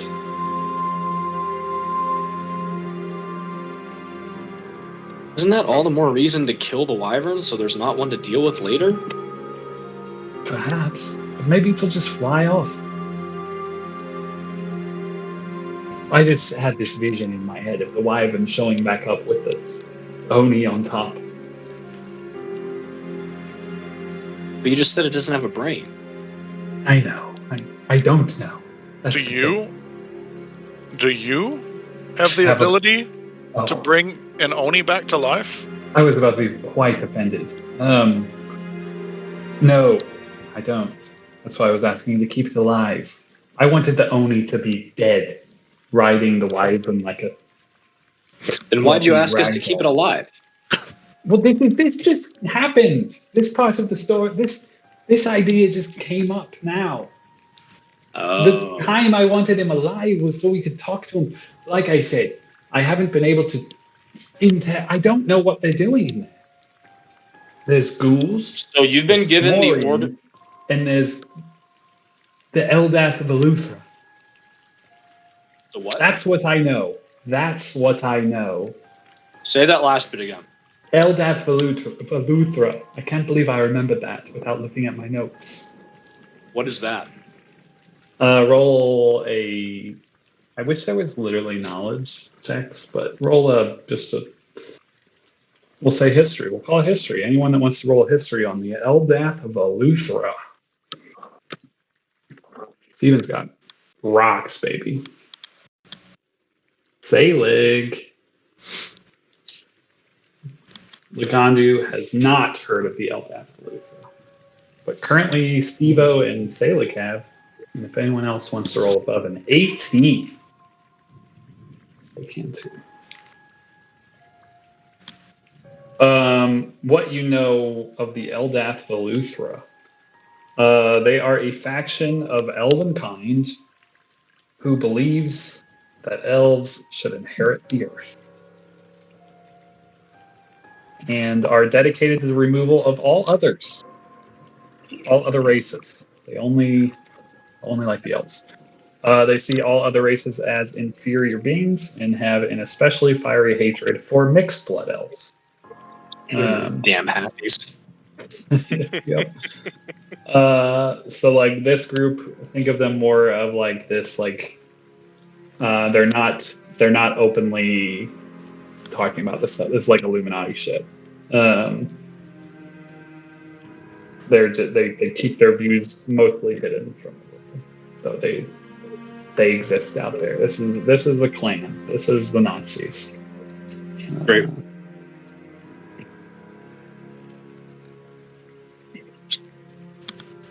He will go on to say, I've always had my suspicions of the Zorels in this regard, but presence has only been confirmed by the current captain running the camp. A certain The camp? elven man. The camps outside, yes. The keep at the keep. There's got it. There's Fomorians and ghouls camped outside. It is Gotcha. It is a Grudhog situation. Not familiar with that place.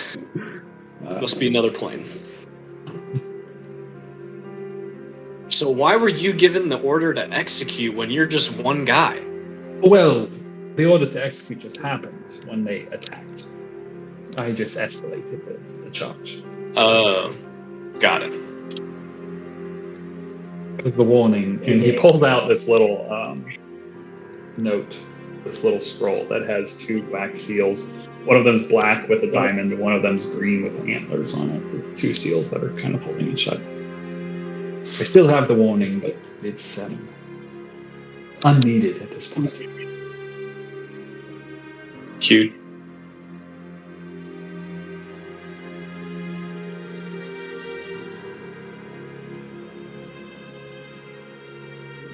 Well, are we killing the wyvern or not? That seems like our most pressing question. Just looking at my timepiece, we have about 24 minutes.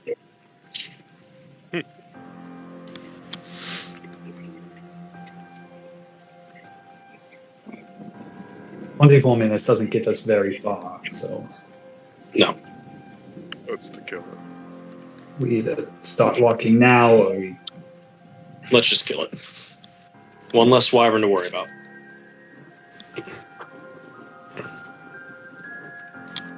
Okay. I'm really curious just if we can just do it one round. Me too. I feel like we probably can. Yeah. Roll an ish, so just so that it's out there, so we have it. And we'll see if we can make it happen. Where's my Maldrag's character sheet?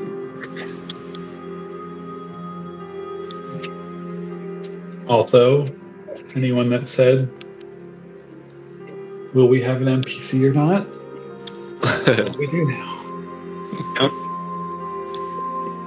Alright, take your positions around the cow pillar.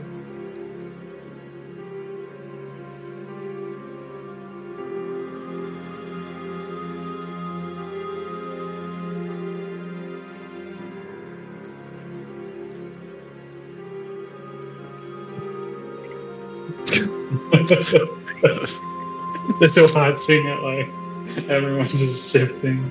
Well, because I'm like, do I go by the rectangle of the caterpillar, or do I need to get closer to where like the wyvern circle will be when it unforms?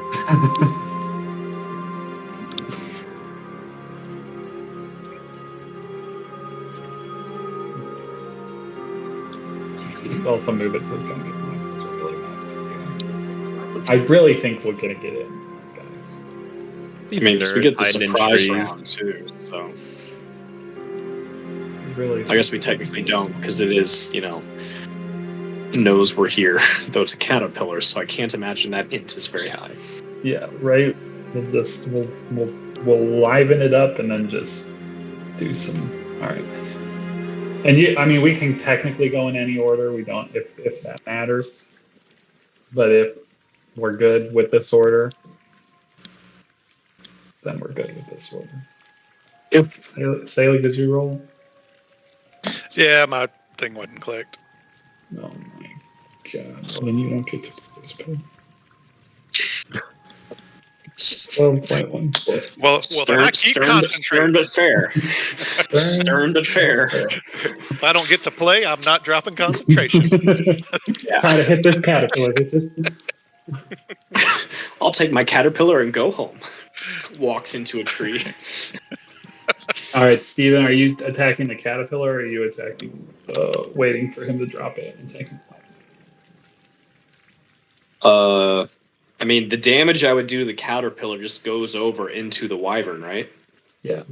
So there's like we're talking about a point of damage. It just depends on what if you want mental capabilities of the wyvern, because I think you'd get mental capabilities of a caterpillar. Yeah, that's why I'm. Yeah, that's why I'm like I'm just want to attack the Automatic caterpillar. failure of a spell, yeah. Yeah, But he Yeah. has a real high AC because he's hard to hit, that caterpillar. yeah, for sure. I would like a dex saving throw, please. Yeah, he fails. Cool. I'll roll he a d20 just to see. Let's see if I can get that crit, baby. No, he fails. No. He's like a minus Alright. 2 or 3 at least. Yeah. We're gonna open the bidding with a 4th level lightning bolt. Great. Gosh, my lightning bolt damage always sucks. 1 point of Oh. damage to the caterpillar. 27 points of damage to the wyvern. So bad. And Lagandu. We're going. Really just about let's see who gets the kill, I guess, huh? Yeah. NPC. NPC. NPC. Is it even going to attack? Maybe. It's an 18 hit? Yeah, that one. Yeah. 16 plus 4 is 10.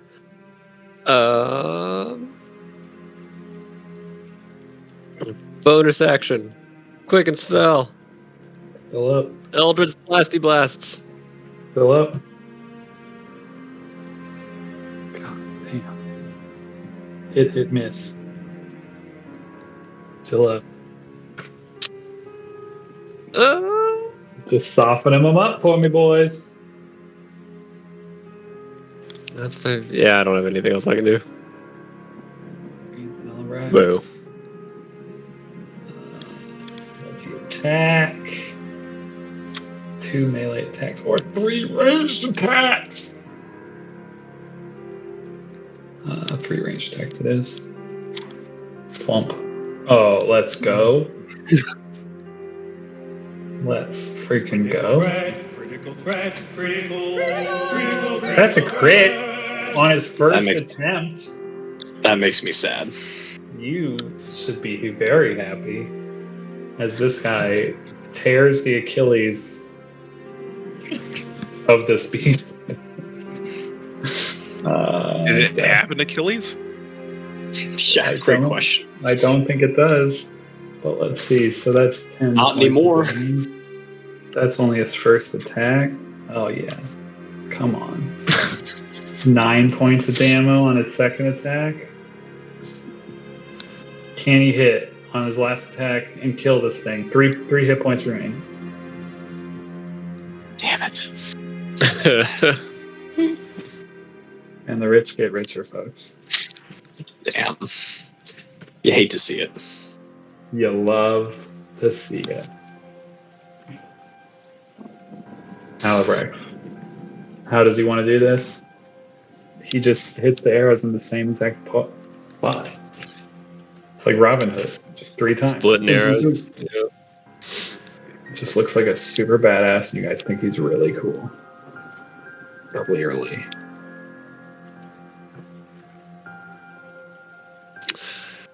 Well, that bodes well for your named arrows.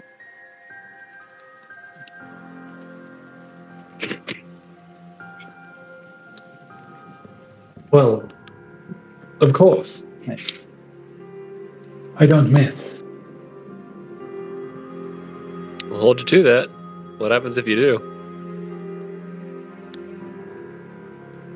Not sure, honestly. Literally never happened. Do you get expelled from the Wild Hunt if you miss? Probably should. Yeah. But there's lots of can't people wait. ahead of me. Lots of people ahead of me that would have been expelled at that point. Steven's Anyway. mentally debating on whether to use a chrono shift tomorrow to make it. So I was thinking. Anyway, can you lead us to the fort? Yeah, let's go. Yes, maybe a bit of a walk and talk then. What's your All want to about the know? walk and talk. Well, if you don't want to know anything, I'll just keep my mouth shut and No, show just you like the you're a way. big Aaron Sorkin fan. Can you expand on what we're walking into, since you claim that we don't know? Since you've been Oh. watching this for a month? Yes, exactly. I'm just trying to help. We appreciate it. Now let's talk and walk. Doesn't I mean, you start walking. you're an elf. He's an elf. There's some elf on elf. I Ayo. don't know. You'll be best friends soon, I'm sure. I'm bunching you up. Or Bunching he'll you walk up. you in a time bubble. Who knows? Why is Albrex's token on?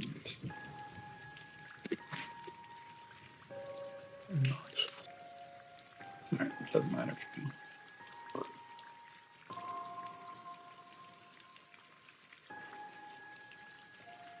Are there any healing spells or anything anyone needs to do? Now would be the time to do those things.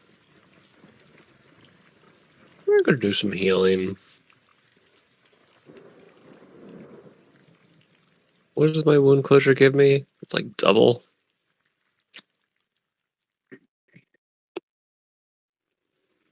Roll hit die, double the hit points. Okie dokie.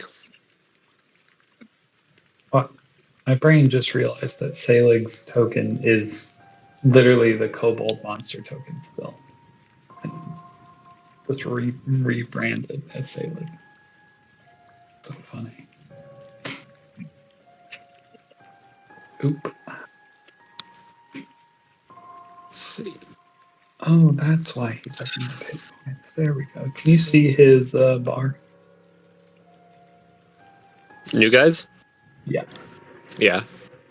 Yep.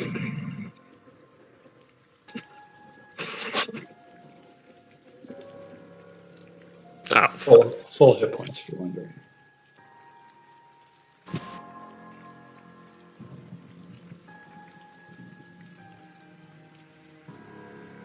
I'm good.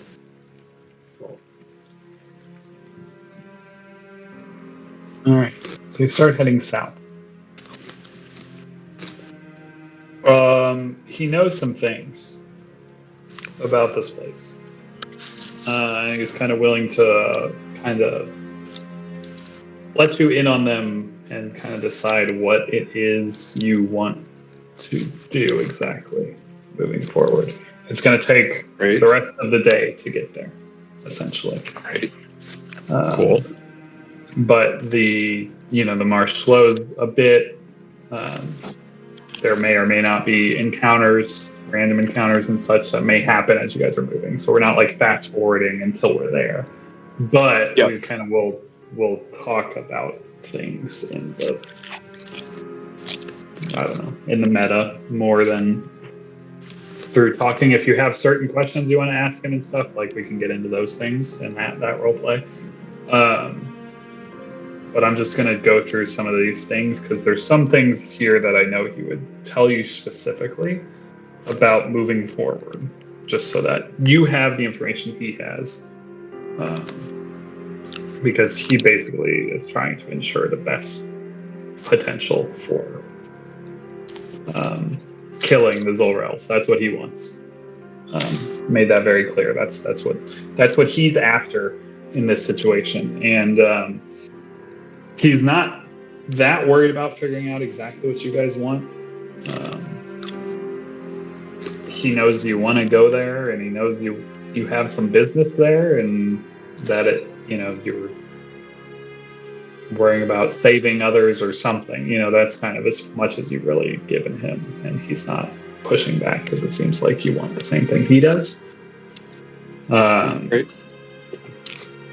He might ask you more at it, on the walk or something, but doesn't seem to be pushing.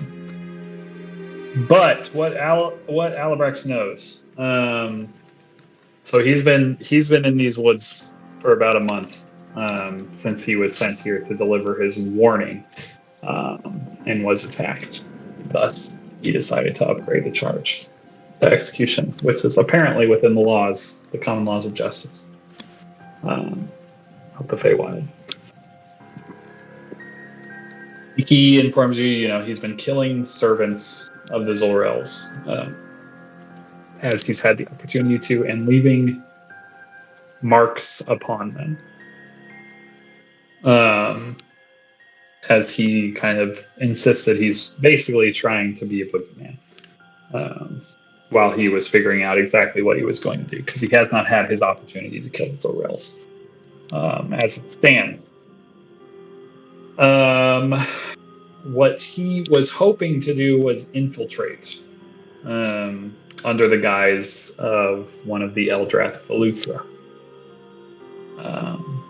He'll let you know that pilgrims, as he calls them, have come through the marsh, seeking refuge and seeking to join the cause. Up until literally hours ago, most of those people wouldn't have survived the marsh. They would have turned into ghouls.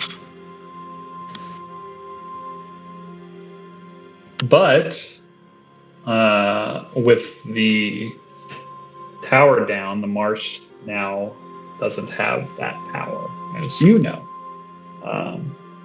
He will also inform you that the necklace that he wears, and the necklace that Selig has, would prevent the turning into the undead when walking in the marsh. Selig, when he pulls out his necklace and to show it off, like immediately pulls out like all of his necklaces, just like Flava Flav style. Yes, he would be actually really excited about that prospect. Like, okay, that's enough for everyone. We could put them on. That's one step closer to blending. Though I'm not sure how we'll blend with a dragon man, a cat man, a tiefling, and a kobold. But the two elves, we might be onto something here. We'll have to figure out the rest of everyone. Oh, the kobold may fit in. He's all ugly and boily. That's true. Is he still horrible to look at? Yeah, absolutely. Love that. Oh, you didn't restore yourself? I'm trying to hold on to that spell slot, and then at the end of the day, if it's time to rest, he'll do it. Okay, so we're moving a little slower than originally anticipated to let Selig keep up, as he has a stump for a leg. And Alabrax definitely would have looked at you a few times with a lot of disgust. But that just comes to territory. He will basically tell you, he was planning to at some opportunity try to blend, try to walk into the camp as a pilgrim of the Eldrath Eleuthera, and try to pass to gain entry to the keep. If you had to estimate, how many total creatures are there at the moment? Hundreds.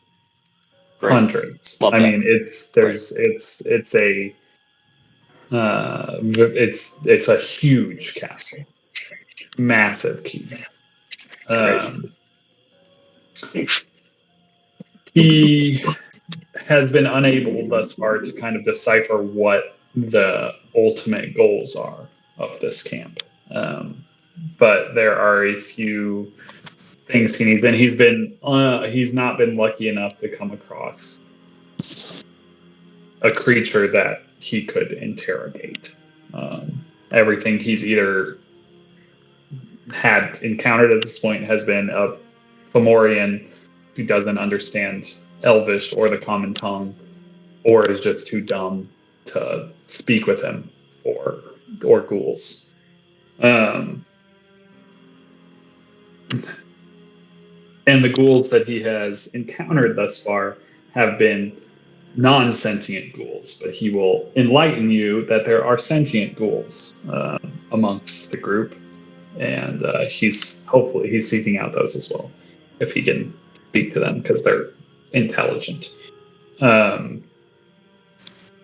As far as he understands, there are three factions at the keep. One is the Eldreth Veluthra. There is the faction of the Fomorians, and the Fomorian kind. They're like ogrekin that are inflicted with the same like boils and Fomorian-like thing. And then there are the ghouls. The ghouls, both sentient and Darakul is what he calls them. Darakhul. These are the sentient ghouls. Kind of differentiated there. The captain, kind of overseeing the keeps, name is Adral Morer. He is an elf, and he seems to be in charge of operations at the keep. He orders the Fomorians out on hunting parties, as well as tasking the ghouls with jobs around the keep. The Fomorians that are around the keep seem less inclined to do any real work at the keep, and they mostly seem concerned with eating, drinking, fucking. The only real work that they or their ogrekin do is stand watch on the walls or on the Barbican, which is something I'll show you the keep soon, just so you have an idea, because he'll kind of explain it. I think I have a thing. He just will have very vivid language and explain to you the keep. I don't know where it is.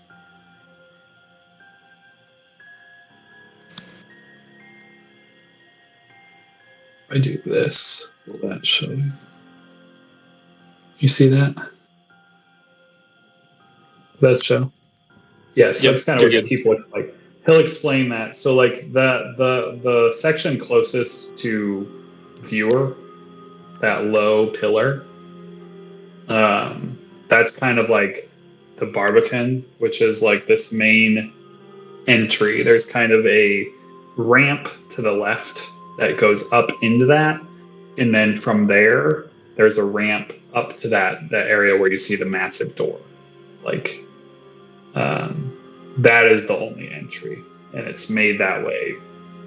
Essentially the same as like a Helm's Deep. It's like that's where they have to go if they want to come in here, and we could just rain down hell upon them. Kind of idea. So it's like a old school castle type look.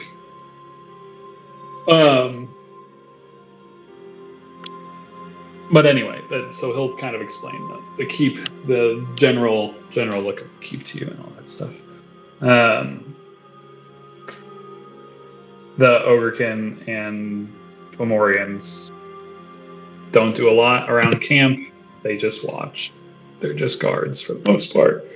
The Darakul, these sentient ghouls essentially lead small battalions of other ghouls, of non-sentient ghouls, like the real ghouls.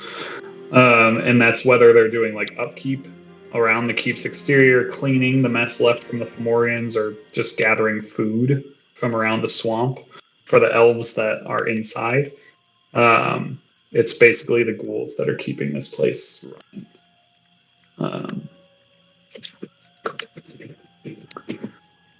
With the current wyvern dead, that leaves 2 more in their riders. There were 3 originally.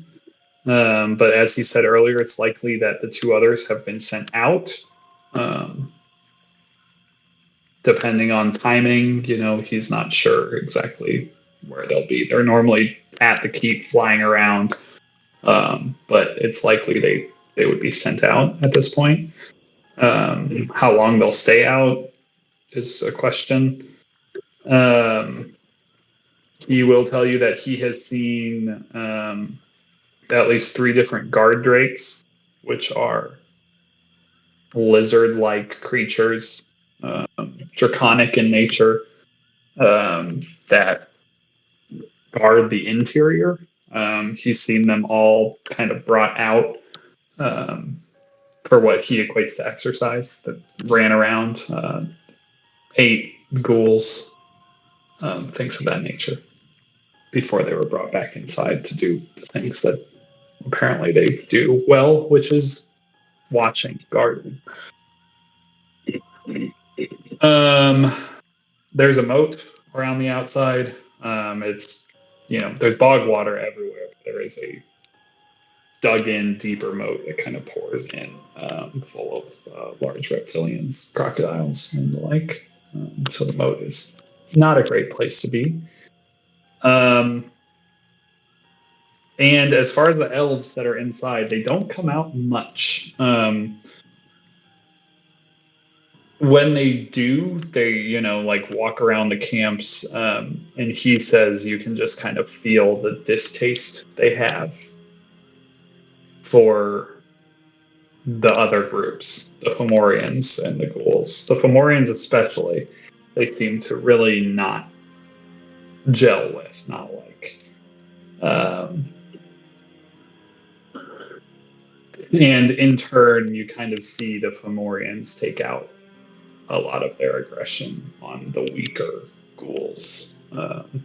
He's said that he's seen unprovoked attacks, ghouls just like slaughtered by the Fomorians for fun, for play, whatever it is. The Fomorians are kind of big, horrific oafs that just do whatever they like around the camps. He knows that the Fomorians have a leader within their little faction.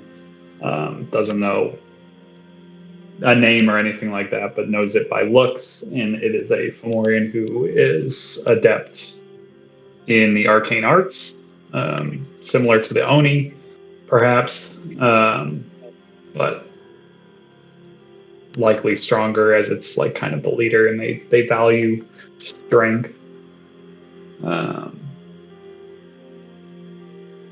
And the Zolrels, he has not seen once. They do not come outside. It's literally just that guy. What's his name? Dralmorer, who seems to be kind of in charge, this elf that's giving all the orders and telling them all what they need to be doing. As far as scouting parties that he's encountered outside, he's encountered everything from ghouls to Fomorians. As far as he knows, he hasn't encountered any intelligent ghouls, but it's also a possibility that he may have put them down while he was fighting without knowing that they were intelligent. They hide among the other ghouls. If you're into like Walking Dead, it's like the whispery fuckers situation.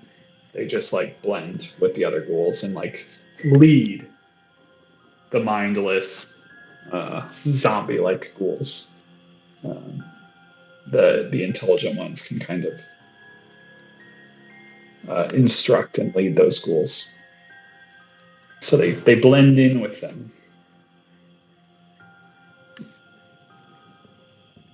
That is mostly what he knows, what he can inform you of. Pretty comprehensive. Yeah, he's been watching for a while. Hundreds of The- enemies, yeah, no it's- clear way in. Yeah, some at some points, there's less outside, but for the most part, outside is full. There's Fomorians, there's ogres, there's ghouls walking around everywhere. It's just a mess. But pilgrims arrive to join the cause from time to time. They but arrive. usually not in a group. That's like most people don't arrive alive, if you will. Are they able to arrive alive because the obelisks are standing? Right now, yeah, that's what now they should be able to arrive alive because you've destroyed one. Oh, gotcha. The So how are they problem getting is- through? Well, if they're just strong of body and mind, they might be able to make it through. But he'll say like he's seen only one, like at a time make it through in his time here. He's seen a couple elves arrive and they did not look good. It looks like they were incredibly drained by the time they arrived, but they somehow made it through. It's likely that they started with a higher number. Like if four elves traveled in, only one of them got all the way through, for example. Gotcha. But now with the draining not happening, a larger group would be able to get through. But also they'll be on higher alert, so it would need to be convincing. But also there's just a lot of big dummies outside. Yeah. Some of them just like to just fucking kill people on sight. So it's like there's just a lot of cogs here. A lot of options. How close has he gotten? He has a spot about 100 feet out from one of the sides that he can like lead you to. That's safe enough. He's not been there with a group, so he wouldn't necessarily recommend getting that close with a group. Just depends on the time.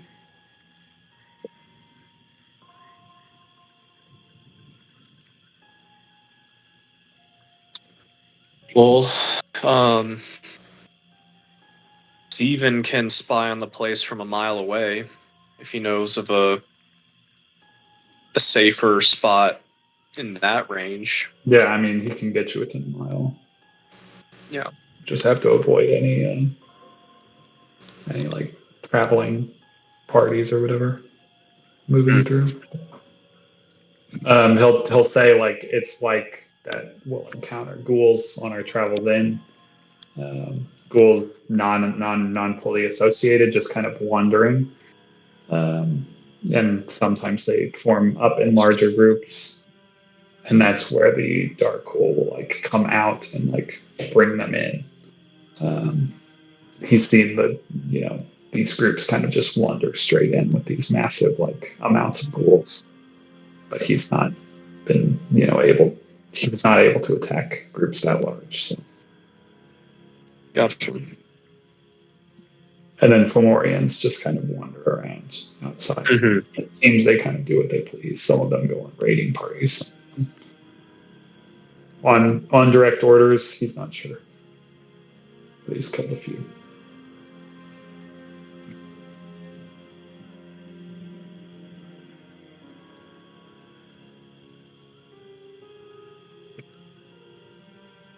Well, I guess like we just have to get closer and see it for ourselves before we can start really brainstorming.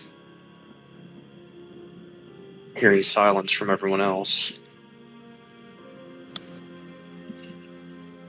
I don't know of a way that I do not have the ability to transform anyone else's appearance. Like I know Salic can polymorph someone to be an elf if we didn't want just two elves trying to blend in, but I think polymorph is only beast.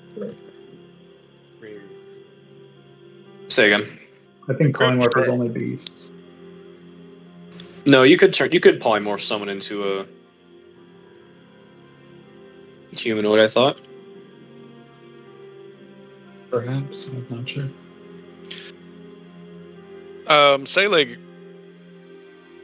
would say that he could fly everybody in there as like basically as the wind, if we wanted to go in that way.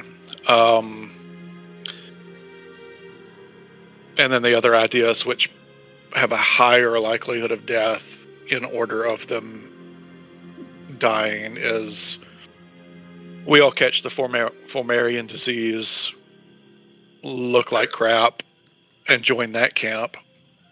Or instead of coming in as, stragglers, we send a message to that leader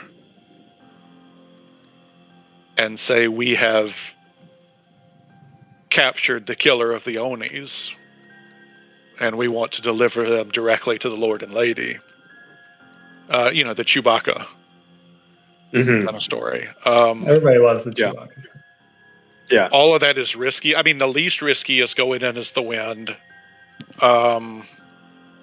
It takes out the Helm's Deep type of situation, but if they can detect that somehow, we're still in the middle of 100 things.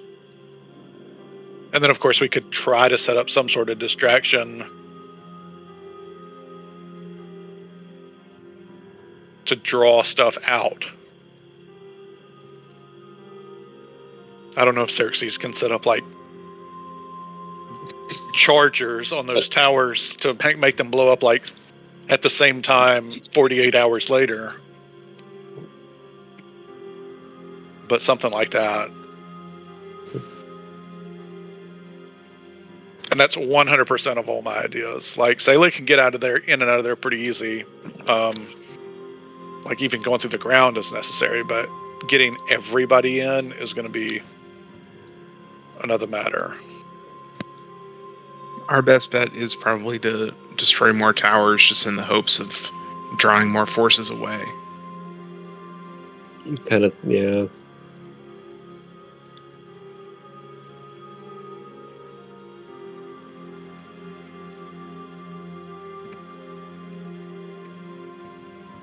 We're still walking towards it, right, Michael?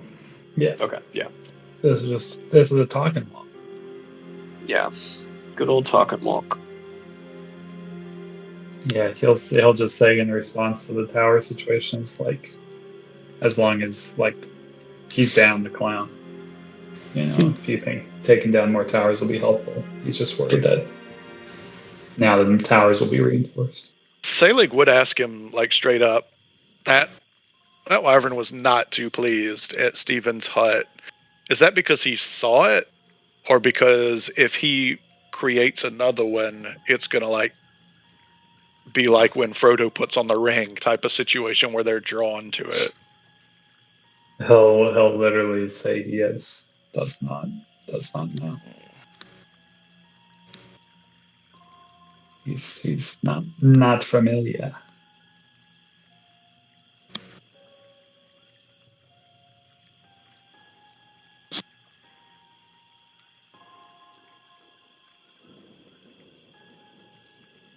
He's only seen the wyverns from a distance, and well, Does he feel like doing more towers is gonna pull more troops from the keep? he doesn't know. I mean, your tower is the first to fall. Can he He's tell now if in there are- NPC territory. Yeah. Can he tell? No. How would or you less know? servicing now? I know. I'm just laughing, like just the mechanics of like he gave us so much information, and it's Yeah. now like do with it what you will, PCs. Exactly. He does not know. I mean, his Yeah. best guess in this situation is the towers will be reinforced. Yeah. If you fell another one, the other tower, the other towers that remain might be more reinforced, or they could fall back and know that there's an attack. There's a lot of Does he know what'll happen if all the towers fell? no. Yeah. I mean, the Marsh would lose its power fully. He knows that much, but he doesn't know what exactly they're doing. Mm-hmm. Like that was his plan, to infiltrate, figure out what was going on, and if he could get in and get a shot on the Laurels, he was going to take it. Like that But could, in theory, when that last tower drops, like every ghoul in Fomoria might just for all we Yeah, know. that's what I was wondering. If that's easier to do than Yeah, perhaps. going through the meat grinder of this castle. How many Yeah, I more don't know what towers kind are of there? 2 that we know of. There we go. What? Yeah. He asked Yeah, 2 more towers. that we know Uh, of though, right? Yeah, that lay on the lines. And there are others. Yeah, we don't know if there are more. Would he know how long it took for them to erect these towers? Like, are they going to build them back faster than we can fall them? He didn't see what you did to it, but if you explain it well enough, he doesn't think they'd be able to build it back like that quickly. No.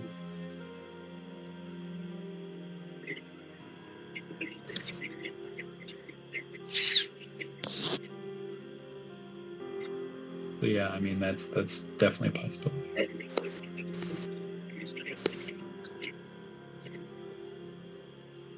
Hmm.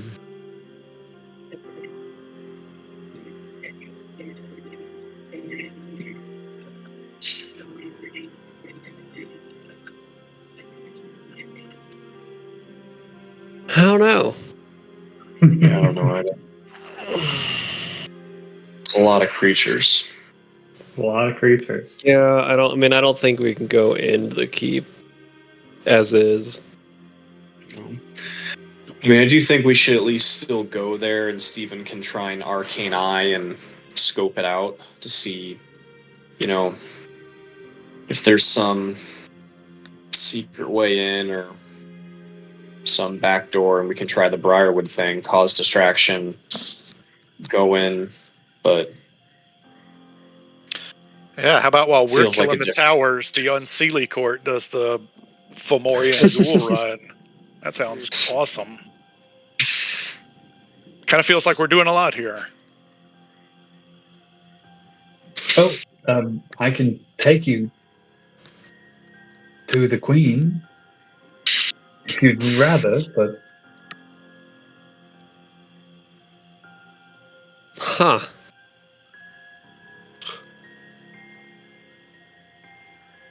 it would be best if I delivered the message first. But if you insisted, we could go speak with her or the Lord of the Hunt, if that is what you desire. Something would happen, I'm sure. I'm sure something would happen too.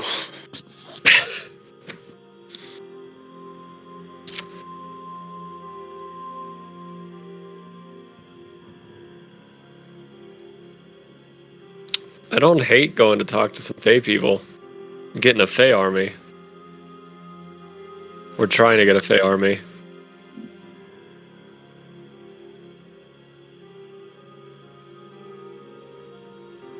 Let's go look at the keep first. I lean more towards the tower route than going to the Feywild, but if we need an army, we need an army. And I have no idea. You were wealthy, right? And powerful. Mm-hmm. Yeah, go on. I'm just checking because, well, the Feywild works in trades mostly, so we'll just have to be ready. Yeah, but you just said they're ordered to be executed.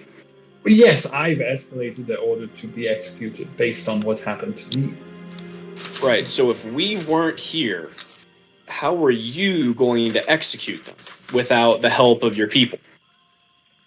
I already told you that. I was planning to infiltrate. Under the guise of the Eldat Veluthra. Oh, that's right. I forgot about that part.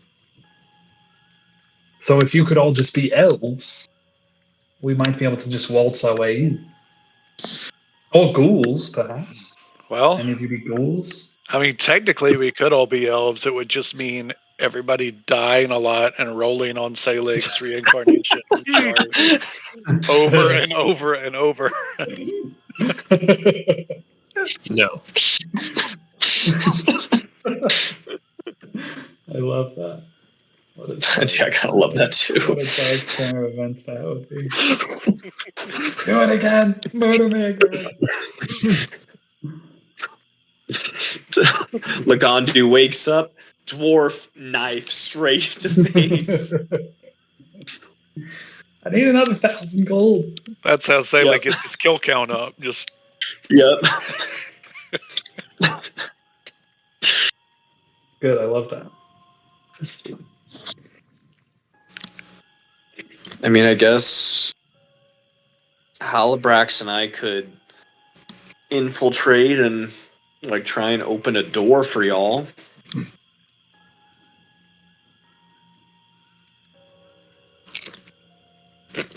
Split the party is always a great plan. I love it. Yeah. Mm-hmm. They did that in the movie. It worked out. This could also work out. I love it.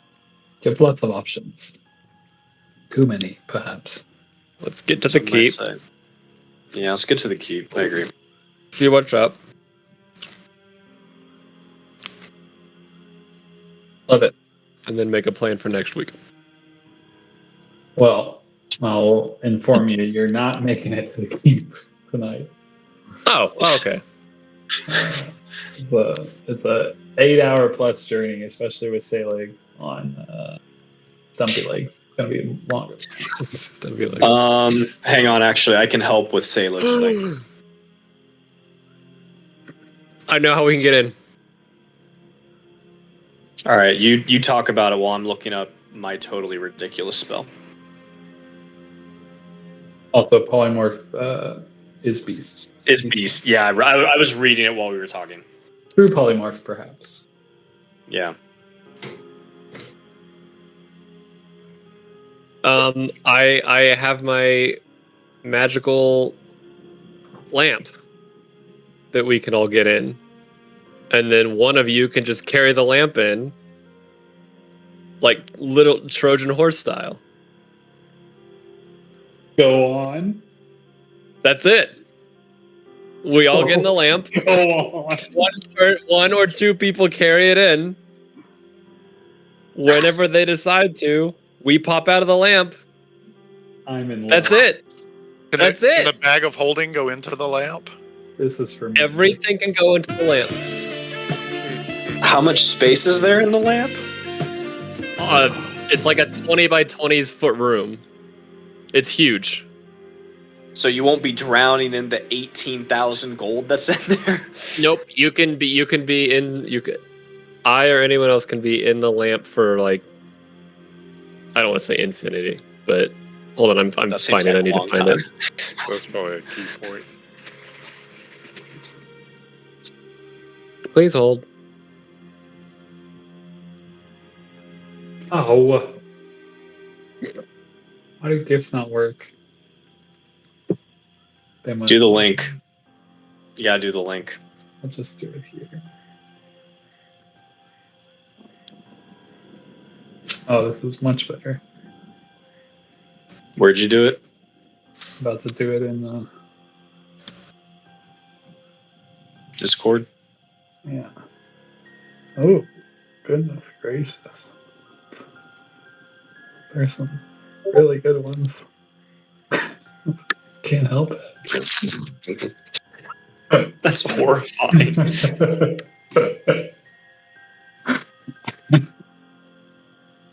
Great. Thank you. Much better. That's so than the link. horrifying. This Wait, might tell me take about some. this lamp. It might take some DM interpretation because it doesn't Oh, good. specifically say people can go in it, but it says I can bring Tell me about this lamp. things. So it's into like it. Ocean's 11, basically, where Yin has, 60 minutes of oxygen or whatever it is. Nah, you can remain inside the vessel up to a number of hours equal to twice your proficiency bonus. We've got 8 hours. We I'm just or a single creature? It or- says me. There's the text. Read and decipher as you see fit. It does not specifically say other people can go into it. It says me, you. Love this. Was there any way we could sneak that lamp into the backpack of that captain that comes out on rounds? Well, no, like if we can get people, if I can bring people into the lamp, like I can bring the $20,000 that's in the lamp right now, or coins. Mhm. Yeah, I We know. just have I to know where have he's going. somebody, just one person carries the lamp in. It Yeah, so, seems. But it depends on how the DM wants to interpret how this works. Don't come at me. But it seems that only you can enter the lamp. I know. Now that I've read it. But that is It's one two person. elves in Lagandu. Yeah. So now we're down to half the party eating away. And perhaps someone can turn into wind. I don't know. I'm just saying. There seems to be some options here. What? Someone can turn into wind. Well, I've got this. How much?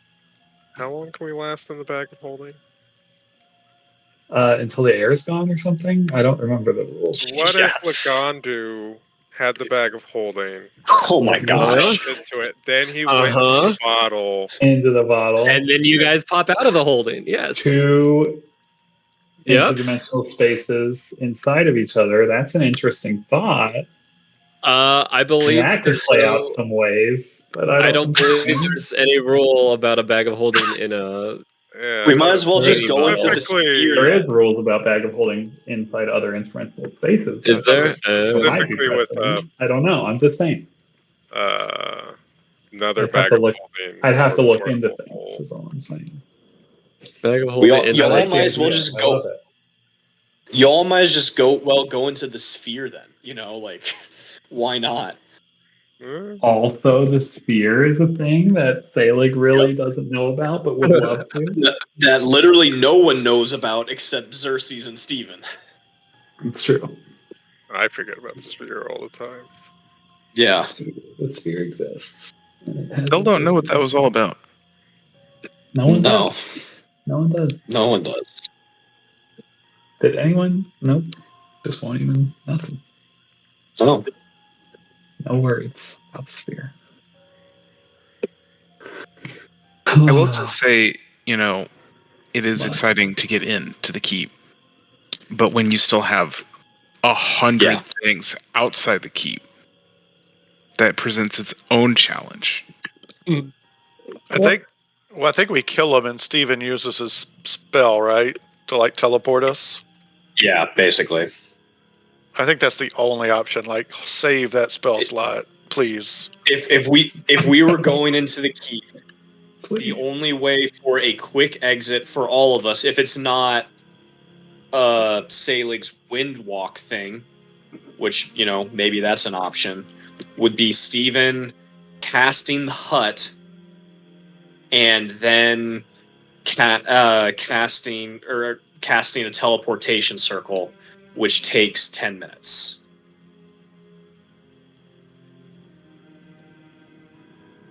No, 1 minute, excuse me. 1 minute. Bar the door for 1 minute. Yeah, Whatever pretty that much. is. Hold the door. Yeah. Yeah. Also, Windwalk is dope. Why are you guys not traveling Yeah. by that all the time? Mm-hmm. 300 feet movement. And we get into the Right. couch. Speaking of Hey. traveling, Selig is not slowing us down because he is sitting on a floating disc. He is technically still slowing you down, but yes. Why is he He's still not slowing moving. us down? Because it's only 20 feet. Oh, it is? Oh, I didn't read that far. But it's an extra 5 just- feet, so it is faster. Yeah, and he's I just wanted to use an really. excuse to cast floating disc, alright? Yeah, I- he's chest out, all the necklaces just blinging out, still bobbing his head. Also, literally everyone could just be on the disc. And no one has to get wet. Except Steven. Well, 500 pounds, I mean. Steven might- cannot get on the disc. That might be most of you. Something tells me Dyson Yeah, the gear's carries a lot of weight.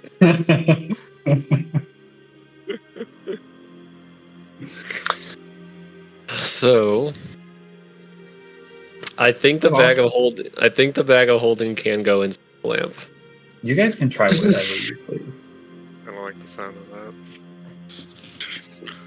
I mean, from my quick 5-minute Google searching,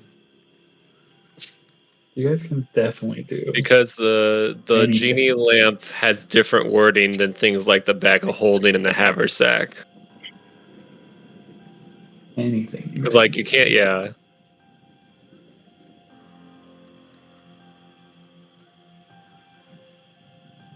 Yeah, so it's gonna be a DM interpretation, I think, but I don't feel like there's anything that specifically says you can't do a bag of holding inside a bag of holding because Wait, they're similar Xerxes- pockets. Hey The Xerxes, genie do you bus still is have a your tiny hat of plane. Do you still have your hat of disguise that we stole from that guy? You know, I don't have it on my character sheet, but I don't know why I wouldn't. Yeah, We'd I don't know why you probably wouldn't have to do. consult the Archives. archives. Yeah. I'm trying to think of who you would have given it to. The owner of the shop. You definitely didn't give it back to him. Okay, then it's ours then. Cool. There's All right, definitely so not an Xerxes- official thing about you giving it back to him. I'm just trying to think of if you gave it to someone else for some reason, but I Right. No, we would not have given it to anyone else. don't think so. Trying to think of any So, NPCs that would have needed that. So Xerxes can disguise as an elf. Lagandu can, sit in his magic lamp. What color cat are you, by the way? I think you're blue now. Just that has to be canon. If you haven't already. grayish. He's like blue. He looks a little bit like Will Smith as a genie, but in cat form. Yeah. Sure. So you can be in your lamp. Selig could polymorph himself into a caterpillar and ride on a shoulder. It's now down to Dyson. And Somebody figuring needs out to one come more. That Well, bag of holding. I can wild shape and polymorph somebody else, and that way get two people. That sounds like a plan. Or You there's don't want to get in always the bag of holding. Are you sure? never do what the DM wants. I mean, I think that Yeah.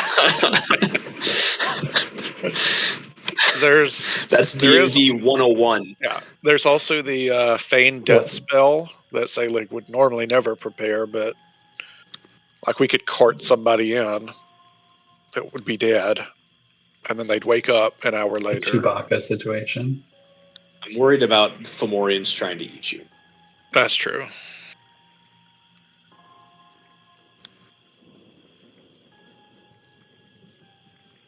Wow, so we have a plausible infiltration. Plausible. But we're still going to Problem need to be is, able to find the Lord and Lady quick. That we still don't even know where they are, what the That's castle where- layout is, and That's where your Nate said there's Arcane Eyes 200. built. All right. That's what the arcane eye is for, right? Yeah. You could try to scry. Right. I have to wait till tomorrow, though. What are you That, having to work that these- works Do we have? better the more you're familiar with you're with them, right? Yeah. Yeah, definitely. So it'd be literally a shot in the dark. Yeah. Just, on the off chance there's areas of the keep that the eye cannot infiltrate. Because, we ran into that with Briarwood, too. That's true. It's Fae. They are tricksy. Trixie Faye. Can you cast? Or you can cast Arcane Eye today, right? Yeah. We'll do that whenever we get within Close. range. Right, a Mhm. mile. I mean, I could do it from further. It's just less time to, Travel time. Right. yeah, less time to look around in the keep. Right.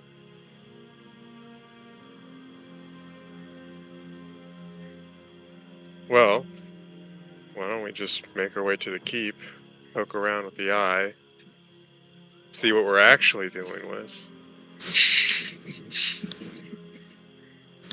and then maybe we'll use the thing we just came up with.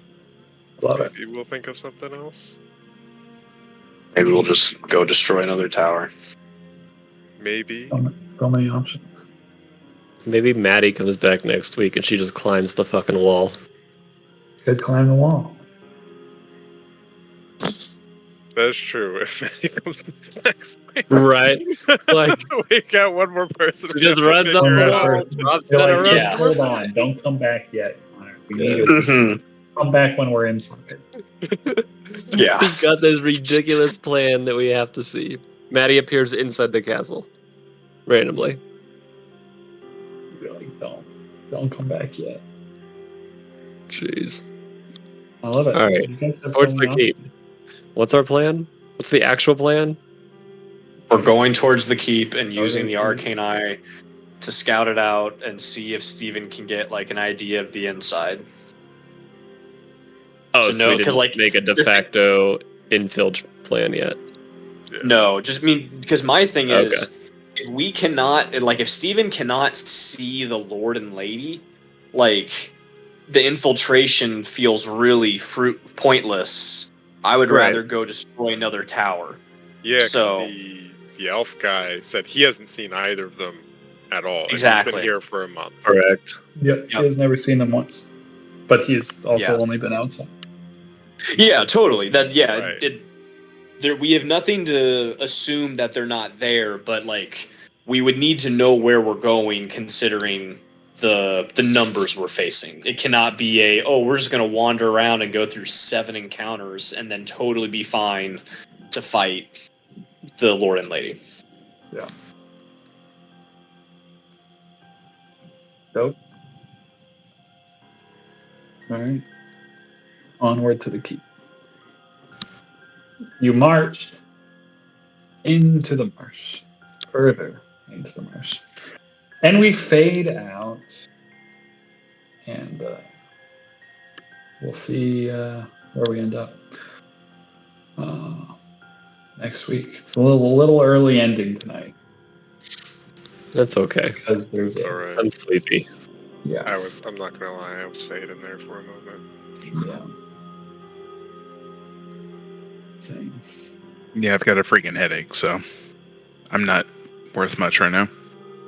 Nate! It's about halfway. It's about halfway. So yeah, you walk on towards the marsh, and it just kind of gets thicker and thicker and thicker and more marshy as you go. Albrecht kind of will take you on some like paths that it seems maybe he's taken before. Or just he's familiar with moving through the marsh. Are there lights in the marsh? Not as far as you can see now. It's dark. Well, Dark- don't go dark near marsh. the lights if you see them. Yeah, that's what I was going for. There's a reference. There's lights back at the last tower. There were some lights but they might murder Selig Or Xerxes. or almost kill Xerxes. If you recall, Very close. he was very Yep. close. Very close to that. Hair's breadth. Yeah, say like tank 2 or 3 of those things. Yeah, Mm-hmm. freaking boss. Yeah. That was a lot of luck. I don't know if that was tanking. That's what half a tanking is. Just surviving by any Well, means. especially when of all the people who cannot go down, you especially cannot go down now, because you're the closest thing we have to a cleric. If somebody wants to come back as an elf, they're gonna have to die. So maybe just somebody should have went down and just gave it a chance. Yeah, we're down to just needing like one person that needs to die now, not the whole party. Yeah, that's Somebody true. man up. Somebody just do it. What are the chances that you come back as something worse? High. They're probably high. Yeah, definitely high. Mhm. Well, great job. To the Marsh you go.